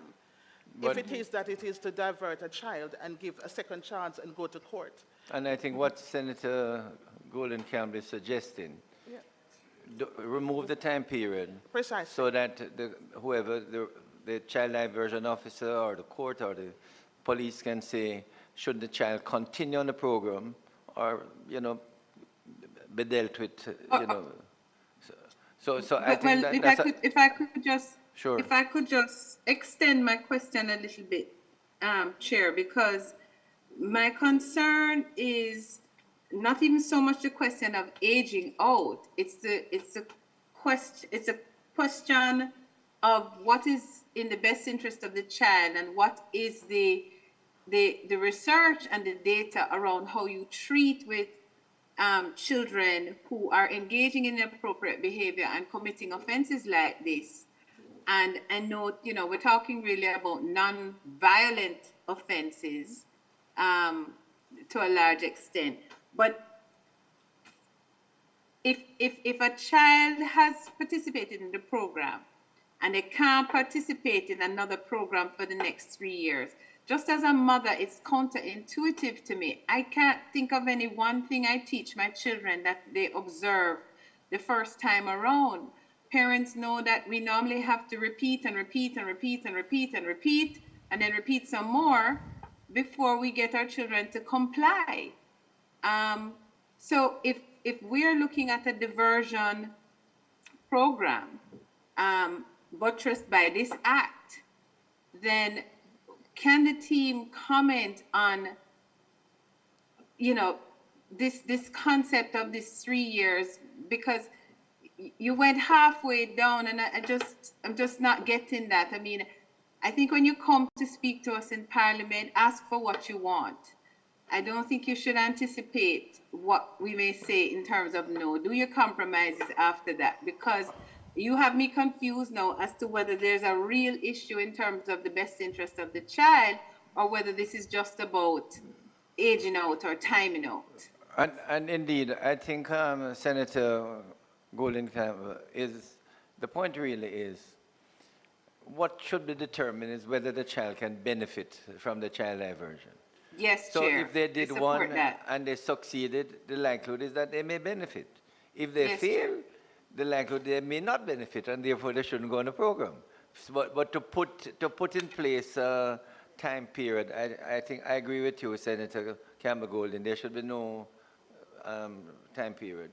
So, Julia, And make a note of that Chair, particular with the session. indulgence of Sure, no, go yourself ahead. and my colleagues, I have a last question in relation to the first schedule, diversion offenses, when the team recommended the inclusion of the offense of grievous sexual assault, which I must say is a recommendation that startles me because of the nature of the offense of grievous sexual assault. And I just would love to hear the justification for this recommendation. So if I could put You those want to two in respond to tandem, that? I'd be grateful. And with that, Chair, I will yield. Go ahead, Ms. Chambers. Ms. Blanco to answer? Very well. This actually stemmed from a stakeholders meeting that we had the other day in a particular parish where we were discussing with the senior family court judge the nature of the offenses that are before the court currently. Sissoko was also involved in that meeting, and what we have found is that there are a lot of children who may be experimenting, right? They may be experimenting, and those children are brought before the court. Remember that grievous sexual assault, it does require some form of insertion, right? And because it requires that insertion, there are children, again, who, in experimenting, they do these kinds of things. And with finger, with anything else, right? Now, in terms of the inclusion of the grievous sexual assault, we see here under the first schedule that we have sexual intercourse with a person under 16, right? We have indecent assault, we have even incest, but there is no inclusion to grievous sexual assault. We believe that it may be important in the circumstances just to practically assist the courts as well as police officers who have to deal with sexual offenses on how to treat with children who may be experimenting, who may be, exploring, for want of a better word. And so in these circumstances, it is necessary just for the court's application and interpretation as to what to do with these children at this age. Are you really asking us then to make some additional provision for a court or somebody else to determine the nature of the grievous sexual assault? Because grievous sexual assault can also come with an element of violence to it. Right. I think beyond the insertion. So right. I just, how would we determine that to be able to divert the child who was experimenting versus? Senator Golden Campbell, if I might just make a suggestion, it may well be we have listed the type of offenses for child diversion.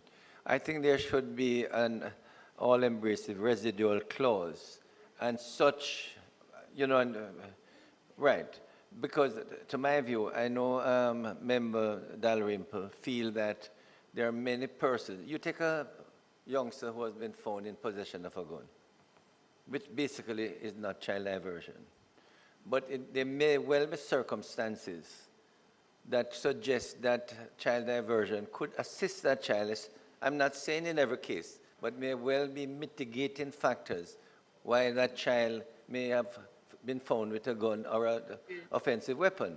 So it may... Chair, I'm not unpersuaded by what you're saying, but Right. I would ask you though, in that scenario, who exercises the discretion to determine that? Is it at the court? Because we're trying to stay away I would from say the getting court. I would say the person in court, if in fact the constable, the police officer, or the prosecution does not want to exercise that discretion, then they can make a representation to the court. But I thought a big part of the gravamen of the team's presentation today was the idea that the diversion aspect of this really ought to take place before the No, youngster and as had you, to engage with the court.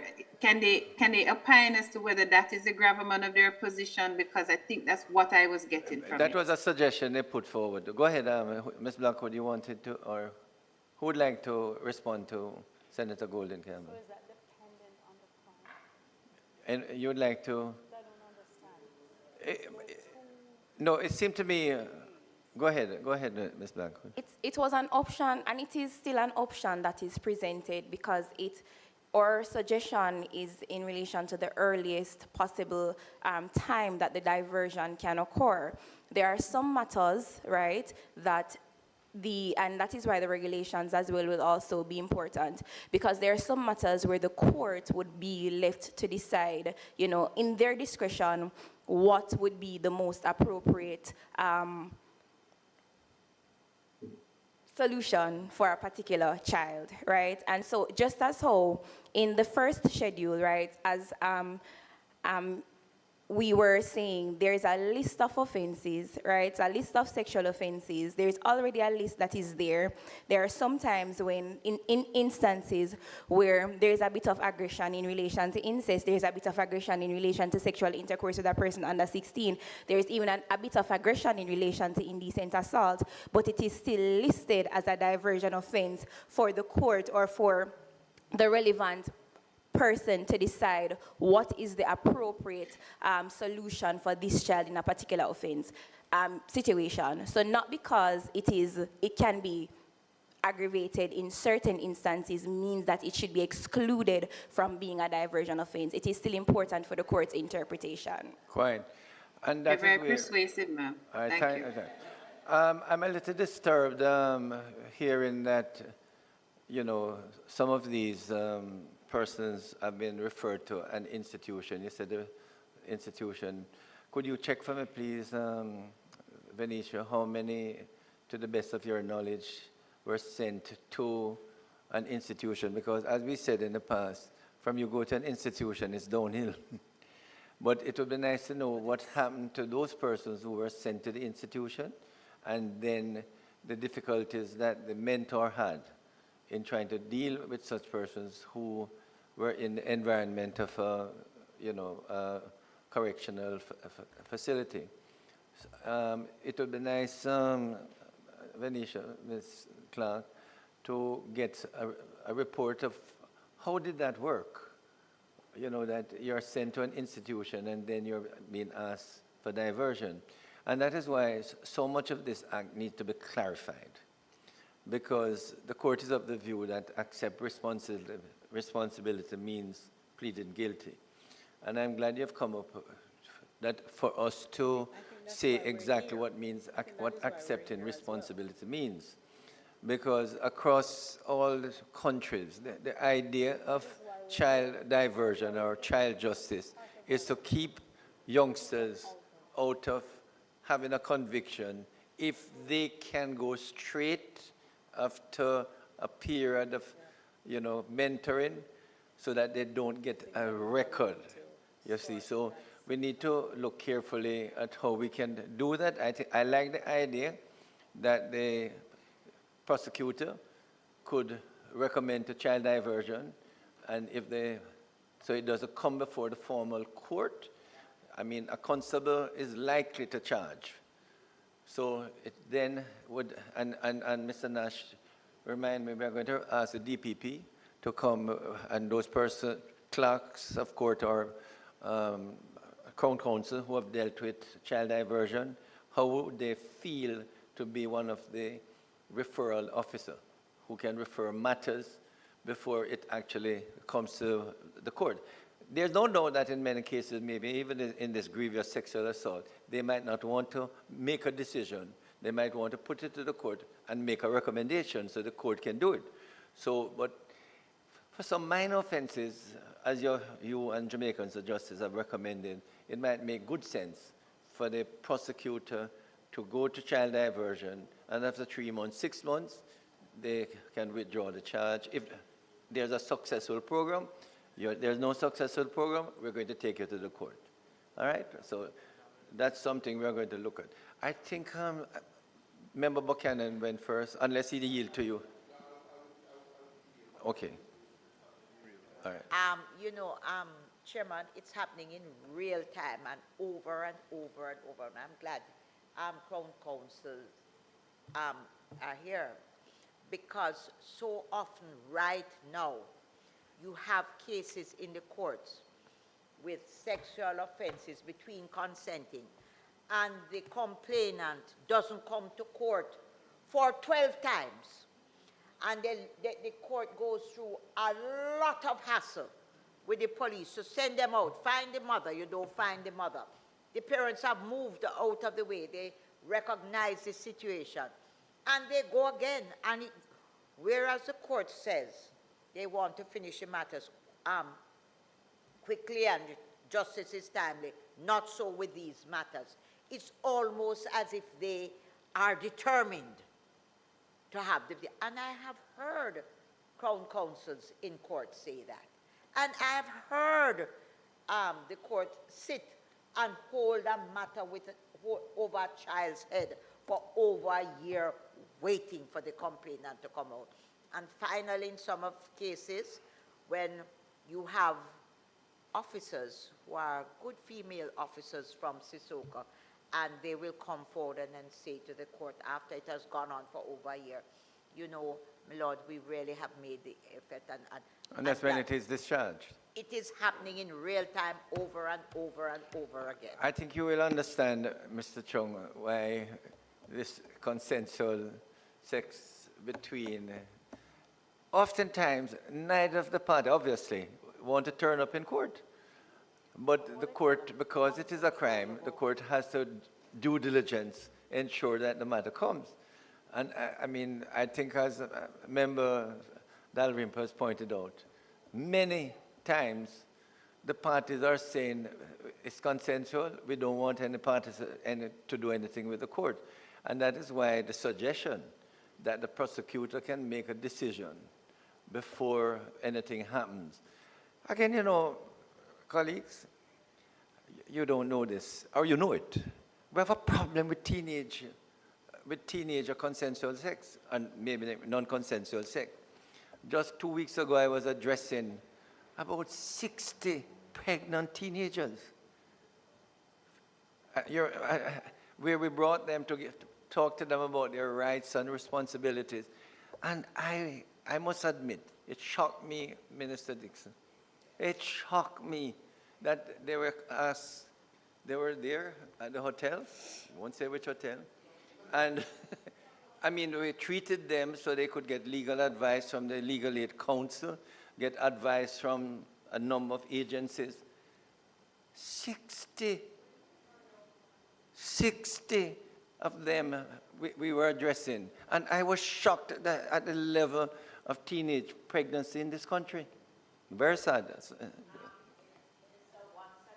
I am saying that, and I'm an attorney by profession, and I was totally unaware of how much effort, how much time, how much money has been spent by the ministry in helping to rehabilitate and to treat these people properly. Yeah. So again, Minister, I'm urging also that, and I'm saying this as an attorney, that the ministry needs a proper PR company so that everybody knows what the services are, because it's happening and so many of us are not aware. But in this case, especially of consensual sex between teenagers and teenagers getting pregnant, it's a wide-scale problem. That Member Buchanan. Member Cuthbert. He had yielded to one female first. I'll yield it. But I don't mind yielding to the goodly minister. You like yielding, okay. I don't mind. I will yield to the goodly minister. Minister Cuthbert Flynn. I just wanted to clarify something, and I think, you know, this conversation is really good to have, also to have this committee set up. I was listening to many of the recommendations that the Ministry of Education put on the table. And for one of them recommending that the child as far as the prosecutor is concerned, that the prosecutor would make the recommendation before the child goes to court. You did mention also, Ms. Venicia, about some of the children who are in correctional facilities, and that is a fact. And I think that is one of the reasons why we are here also, to make sure that doesn't happen, where the prosecutor can actually make that recommendation before. And I think what we need to solve is, where do we put those children before, once that recommendation is made, in order for them to get the care. You mentioned the possible hostile environment that they may be in. And so I had to turn on my mic. And yes, there are case managers. We do try to make sure that those children who are sent to the facilities, to the correctional facilities, are not so much in a hostile environment. So I wanted to clarify that, and that there are case managers. We have some of the best case managers, actually, at Ministry of National Security and Peace, to make sure that they are getting the skills training, that they are following up with their education while they're incarcerated, while they're there in the facility.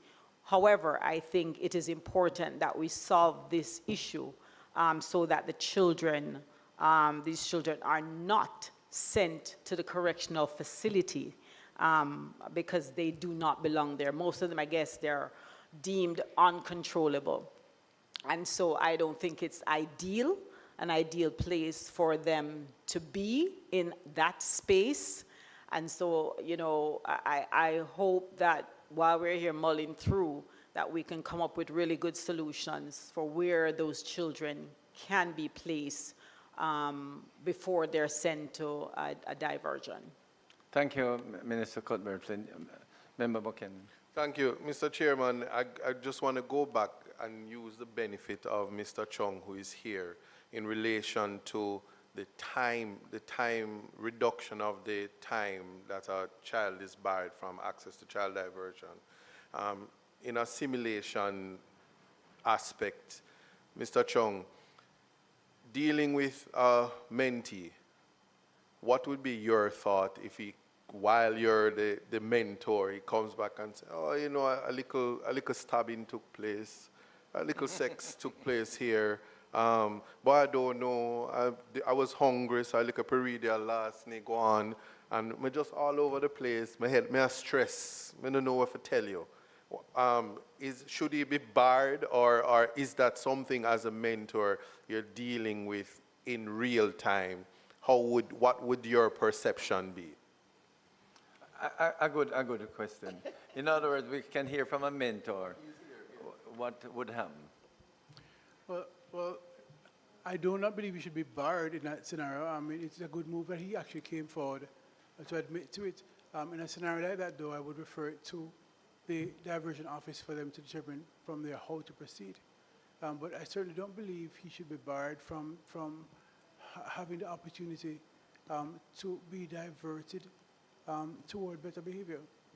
So then you are of the view that a child who is on the program may find himself with another offense should just continue on the program while... But it also depends on what the offense is. So we would need to go back to the court for them to decide whether or not the child is allowed to continue on the diversion program. But if it is... But if I might add, Mr. Chung, what I would add, if the child, as Member Buchanan is suggesting, is going through the program successfully, and you see that the child is likely to recover, but he comes, or even without telling you, you hear that he has committed another minor offense. As a mentor, would you recommend he's doing well, notwithstanding that he has committed another offense? Well, yes, I wouldn't necessarily recommend that he be removed from the diversion program. If it is that he's doing well, you know, you'd have to look at why is that he committed this other act. But you know, you look at what the act is, what the crime is, and then make a determination from there. Right, and I agree with you, Member Buchanan. I think the fundamental focus, even if he commits another offense, depending on the nature of the offense, what would be in the best interest of the child? Should he continue, or should he be taken off the program and sent to a correctional center, which you would have given up on the child? So always the question is, what would have been, what would be in the best interest there? Continue. Thank you for that, Mr. Chung, because I'm happy that the ministry has said that we were just trying our luck for reduction. I'm taking this opportunity to put on record that I support that the time limit be removed, because that's the spirit of the best interest of the child. Senator Golden Campbell? That is so. Now, the issue of, first, let me just say that your recommendations are well thought of, and I must commend you on that. I would say if we adopted this, we'd be well on our way to amending the legislation and wouldn't need any more consultation. But the chairman wants more weeks with this. But you mean we could stop now? We could just stop today, but I'm holding this close. I must say that. Yeah. I want to speak though, and just permit me. The recommendation about the grievous sexual assault. It's a very hot topic, and that's why my mic was on. It's really a by the way offense when it comes to underage sexual activity. In fact, a true question would be, it's kind of difficult to see how there is consensual sex between minors, but there's no consent to the experiment from the digits or insertion by objects. But my question is, if we push the handle a bit further, when it comes to child, in situations where a young man, or, well, I can't even say a young woman, a young man, based on the definition of sexual offense, if the young man is not getting the indicators of the yes or no, he's found in the category of rape. Should he be excluded from child diversion for not being able to understand indicators when adult males aren't? That is non-consensual. No, well, the non-indicators is for a child, we're hearing not understanding the no's from there's no no, so there's no indicator of no. I'm just saying, in a situation where there's no consent. I'm not pushing it. I'm just wondering if the thought is that when it comes to the best interests of the child, that we're doing corrective measures, and if there is possibility of an expansion. So I'm looking for a response. And I know there are two lawyers there as well. Help me out here. No, I don't know if you understand. No, you want to go first? All right, go ahead, Ms. Chambers. So from our experience, and the suggestion comes up where you have, Mr. Chair, you have 15 females in South Camp of having sexual, quote-unquote, consensual, finger-related matters with each other.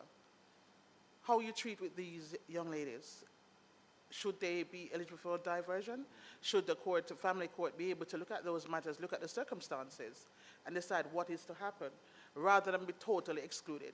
Because what will then happen, matters get sent to circuit, all that way, all that trial, where the court may refer, okay, child diversion, when it could have been dealt with much earlier. So what we see happening is a lot of young ladies, experimental, consensual if you want to treat it with it, that matter. But how is the judiciary supposed to treat with it, the family courts? And that is what we're asking for. Allow the court to have a discussion, look at the nature of the circumstances between those matters and treat with it, rather than total exclusion of grievous sexual assault. All right. I want to ask you a question, but let I wasn't quite finished as yet. Sorry, go ahead. I apologize, but it's just, I have more. So your section 26, that is the warning from the constable. There was a recommendation that that reference to warning be removed. And my question to you is, why I strongly disagree with that, and I wanted to know what was the reasoning behind section 26, the effect of the constable by the warning.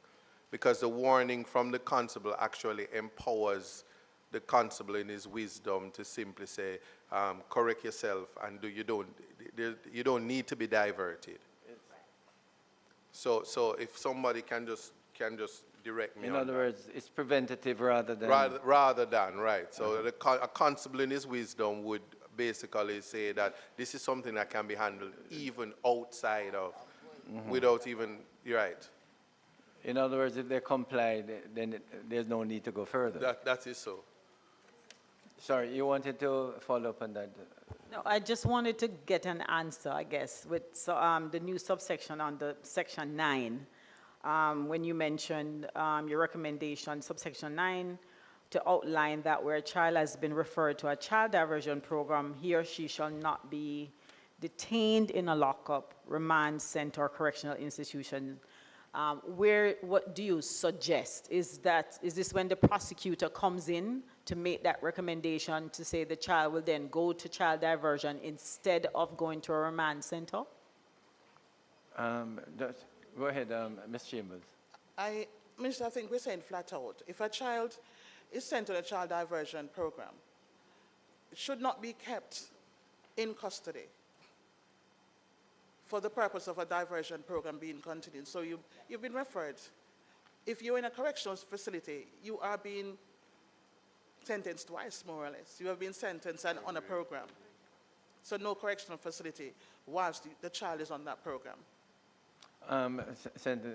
Thank you. I still didn't Thank answer you, that Chair. question as yet, She but just I- wants to I- intervene on that. I was just going to intervene on that one, and team, you know that I think you're great. Anna, thank you for the presentation, and I know you did a lot of work on this. But I just wanted to add something to what Minister Cuthbert Flynn would have asked. We're recommending that they do not be placed in any correctional facility. But we do recognize that there are some children who do need additional support. And so what we're doing right now is starting to repair some centers. So under the CCPA, there is reference to therapeutic places of safety and residential therapeutic centers. So students, children who may have emotional issues or other psychosocial concerns and need more support, we're actually putting in place facilities for those children, because some children may not be able to go back home. And so it's important that the work, and so that's where we have to dovetail with each other. So you have child diversion, but the CCPA Act is also kind of looming in the background too. And so we have to ensure that everything is working in tandem. So we're making this proposal that they not be put in any correctional facility, while also at the same time saying that we're expediting the work on the residential therapeutic centers. Continue. Well, I was still waiting on the answer. Okay, they're ready for me. So as we have indicated in our recommendation, if you look at section 28 of the Act, which speaks to child diversion referral by a constable, the referral can only be made if the police issues a caution. So in this provision under section 26, it says where a constable has warned or issued a police caution, and that child is referred to the child diversion program. So It's a duplication.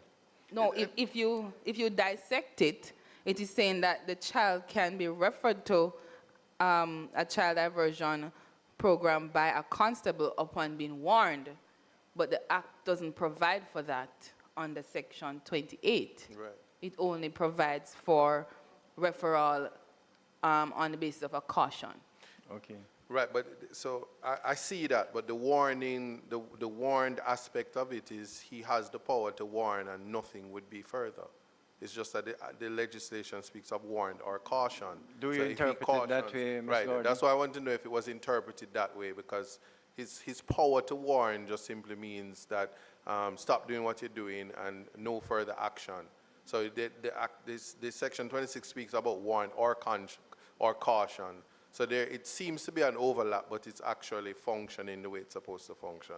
That's why I was wondering, because you had recommended that it be That removed. warning, the Right. warning, the The word warning, warned be right. removed. Yeah, but the warning is saying the power, the constable has the power to warn, and when he warns, no further action takes place. That's the usual course, the power of the constable.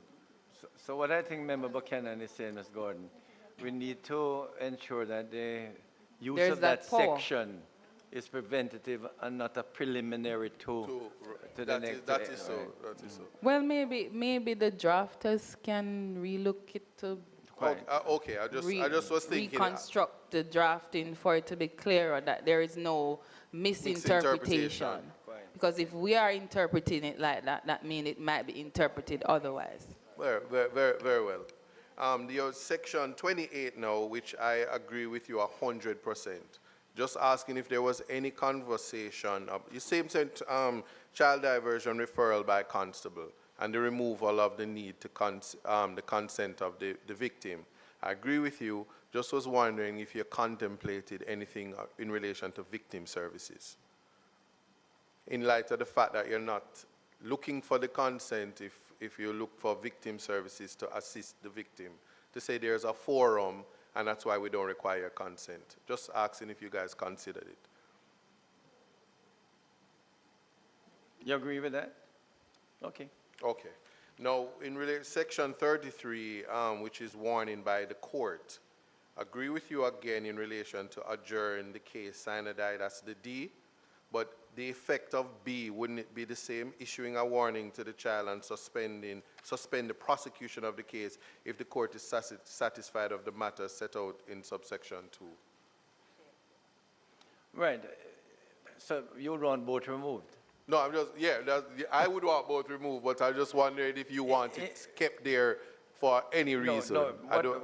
What I think is important, 2 really should be until if the child goes through successfully. Successfully, right. And then, as you have pointed out with D, you don't want something to be hanging over and then get lost. That is so, Chairman. So you want 2 to be where you suspend the prosecution until the program satisfies or fail to satisfy, and then you come back to 2 to either continue with the case or dismiss it. So that is a matter for us to look at an adjustment to the act in 2 to avoid D, in B to avoid D. That is so. So that you suspend the prosecution until the child has gone through the diversion program. That is so, Right. Chairman.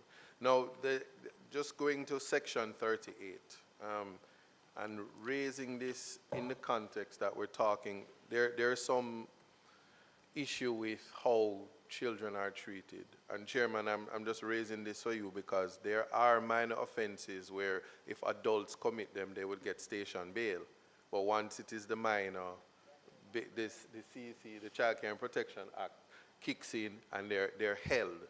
So I think there's an overlapping of legislation that will have to make the to strengthen child diversion. And the Act says it, but just to look at that, because I think that I'm hearing that children are kept in state care because of the committing of the offense. And I think that's something we should look at. But section 38, and it's speaking about the suspended sentence order. In reading the legislation, I see you're saying that it is an overlap, but I'm noticing that the suspended sentence order is actually contemplating a child who didn't go through child diversion, and it seems to be a review mechanism because if the child is at one of the pleasures of the state minister's institution, then a review seems to suggest that if the child is put on child diversion program and it's sent and is successful, that sentence may be reviewed as in suspended or set aside immediately and the child is released. So I'm wondering if you looked at it that way, because asking for this suspended sentence order to be removed, it may prove problematic.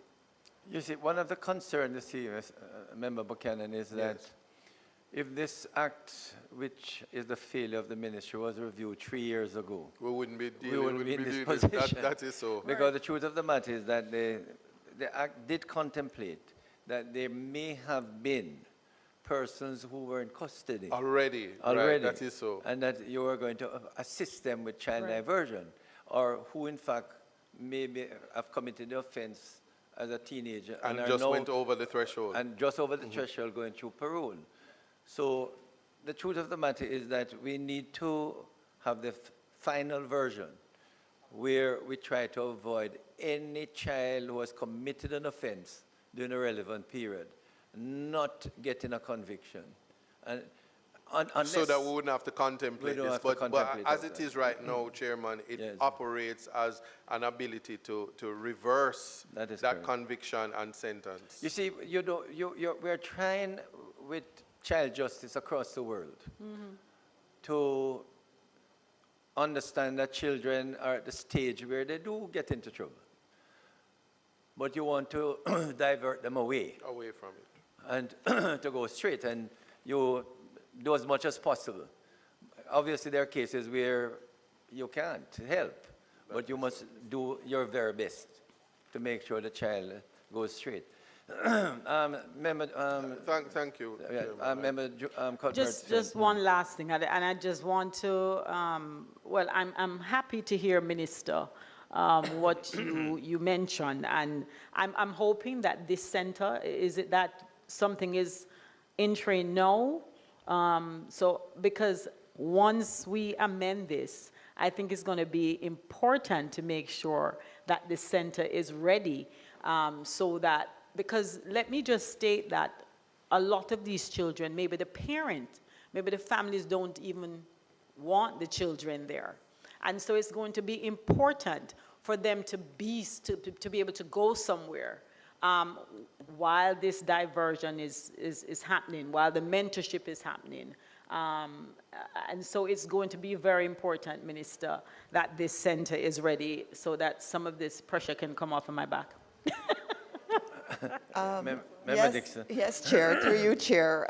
Minister, it is in train. We have identified the location. So right now we've approved the spend to fix it. So it's pretty advanced. And I want to thank the CPFSA team and the Ministry of Education building team for supporting on this. Good, thanks. We're almost at the end, but one of the things I would like to say, CPFSA and Minister, and the minister is overall responsible for children. I find that we're not working closely together enough. Because when I listen to you, it's clear to me that, you know, child diversion, children's advocate, Sissoko, there could be better collaboration. You understand? We seem to be working at different levels. Because, as I've said before, somewhere along the line, child diversion, we need to find a way for child diversion to kick in before the child goes awry. And, you know, I think the child diversion officer, Mr. Levy, mentioned a case where, in fact, a parent and a child were total loggerhead. And the parent, apparently, the child actually was referred to child diversion, maybe after committing an offense. They got back so close after the diversion mentoring that the mother, as he explained to us a few weeks ago, actually came and thanked the child diversion mentorship for bringing her child and parent back together. And, you know, I suspect you have a lot of this. And one of the things why I suspect the court might refer some offenders to the safety institution is because the parent, they can't get along with the parent, and the parent just don't want them in the home. You know, and we need to find a way for that mentorship to bring back the child. I mentioned that situation because the mother was so happy. She wrote letters and went and visited the child diversion office to thank the program. And I'm saying these are matters which, if we work closer together, because I'm sure in your CPFSA, you have situations like that, where the child and the parent just not getting along. And that's why you have to be dealing with them. And to the extent that child diversion could assist them, you know, or we need to look at those to work closer together. Yes, ma'am. There's also the aspect, while we're looking at the children and helping them, that there is a responsibility for a parent, for someone who has a child. And there are a lot of parents, there are a lot of fathers who are absent. There are a lot of situations where I think we have to somehow take into account the parent who doesn't care. I'm not talking about the young child or young parent, but there are so many adult parents that are not accepting their responsibility as parents. The children get into trouble and we focus on the children. I think somehow we have to capture Absolutely. the responsibility of our parents. All right, I'm going to thank members from the Ministry of Education. I don't want to let you go free totally. I want you to continue to participate. If you want, you can come and listen, or you can listen virtually. But maybe when the committee starts to deliberate, we might want to question and clear up some of the points, because we're hoping by April we might start the deliberation as to some of the improvement to the Act. And we want to thank you sincerely for all your input. But you please, Sissoko will be coming, the Children's Advocate will be coming, Ministry of National Security, JCF will be coming, and I'm hoping to invite the DPP to come. So I hope you follow the proceedings as we meet. I think we're likely to meet again on the 25th, the Wednesday at 2 o'clock.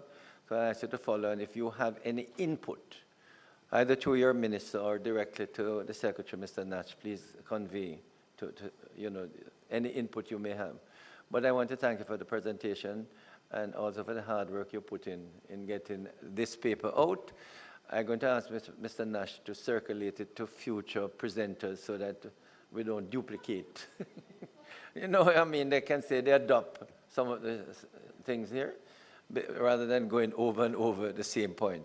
So, Mr. Nash, those who are coming, you know, like Sissoko, we can send a copy to Sissoko, and also the Children's Advocate, and MNS, whoever is coming from to make the presentation, and probably even to the DPP when I ask her, write her formally to send some Crown Counsel to make presentation.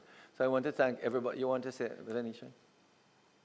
Just quickly, Mr. Chairman, I wanted to just indicate that there is a collaborative effort that takes place with, especially on the parish level. So members of the Child Diversion Committee at the parish level includes our friends from DCS, members from the JCF as well. We have CPFSA, we have guidance counselors, education officers, psychologists, people who are able to understand the child from all aspects. So we do collaborate, so every parish committee has a member from all the entities. Thank you, Mr. We're going to close off, but before I close off, please, colleagues, we had indicated to you that if you think of any specific stakeholder from the list that you would like us to invite, even if you don't do so now, you can so indicate to Mr. Nash. And also, we need to, we are going to, the hybrid, we're going to get that done, okay? And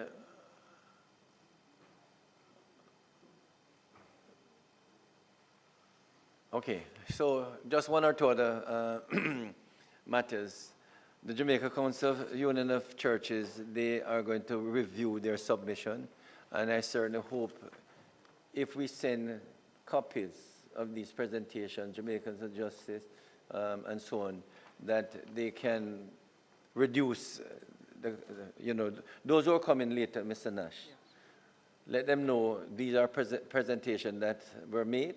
If they agree with aspects of the presentation, they don't have to repeat it. They just can say, I agree, you know, or disagree, as the case may be. They remember, we want to, you know, colleagues, we need to just do a general thing in Parliament, that when we have joint select committee meetings, it can be done virtually. I don't think we need to go back every time, which is what we really want to go to Parliament to adopt what we have done informally. Technology is such now that virtual meetings, not that I want to say I would prefer for these joint select committee for you to be present, because at least people see you and you see face to face.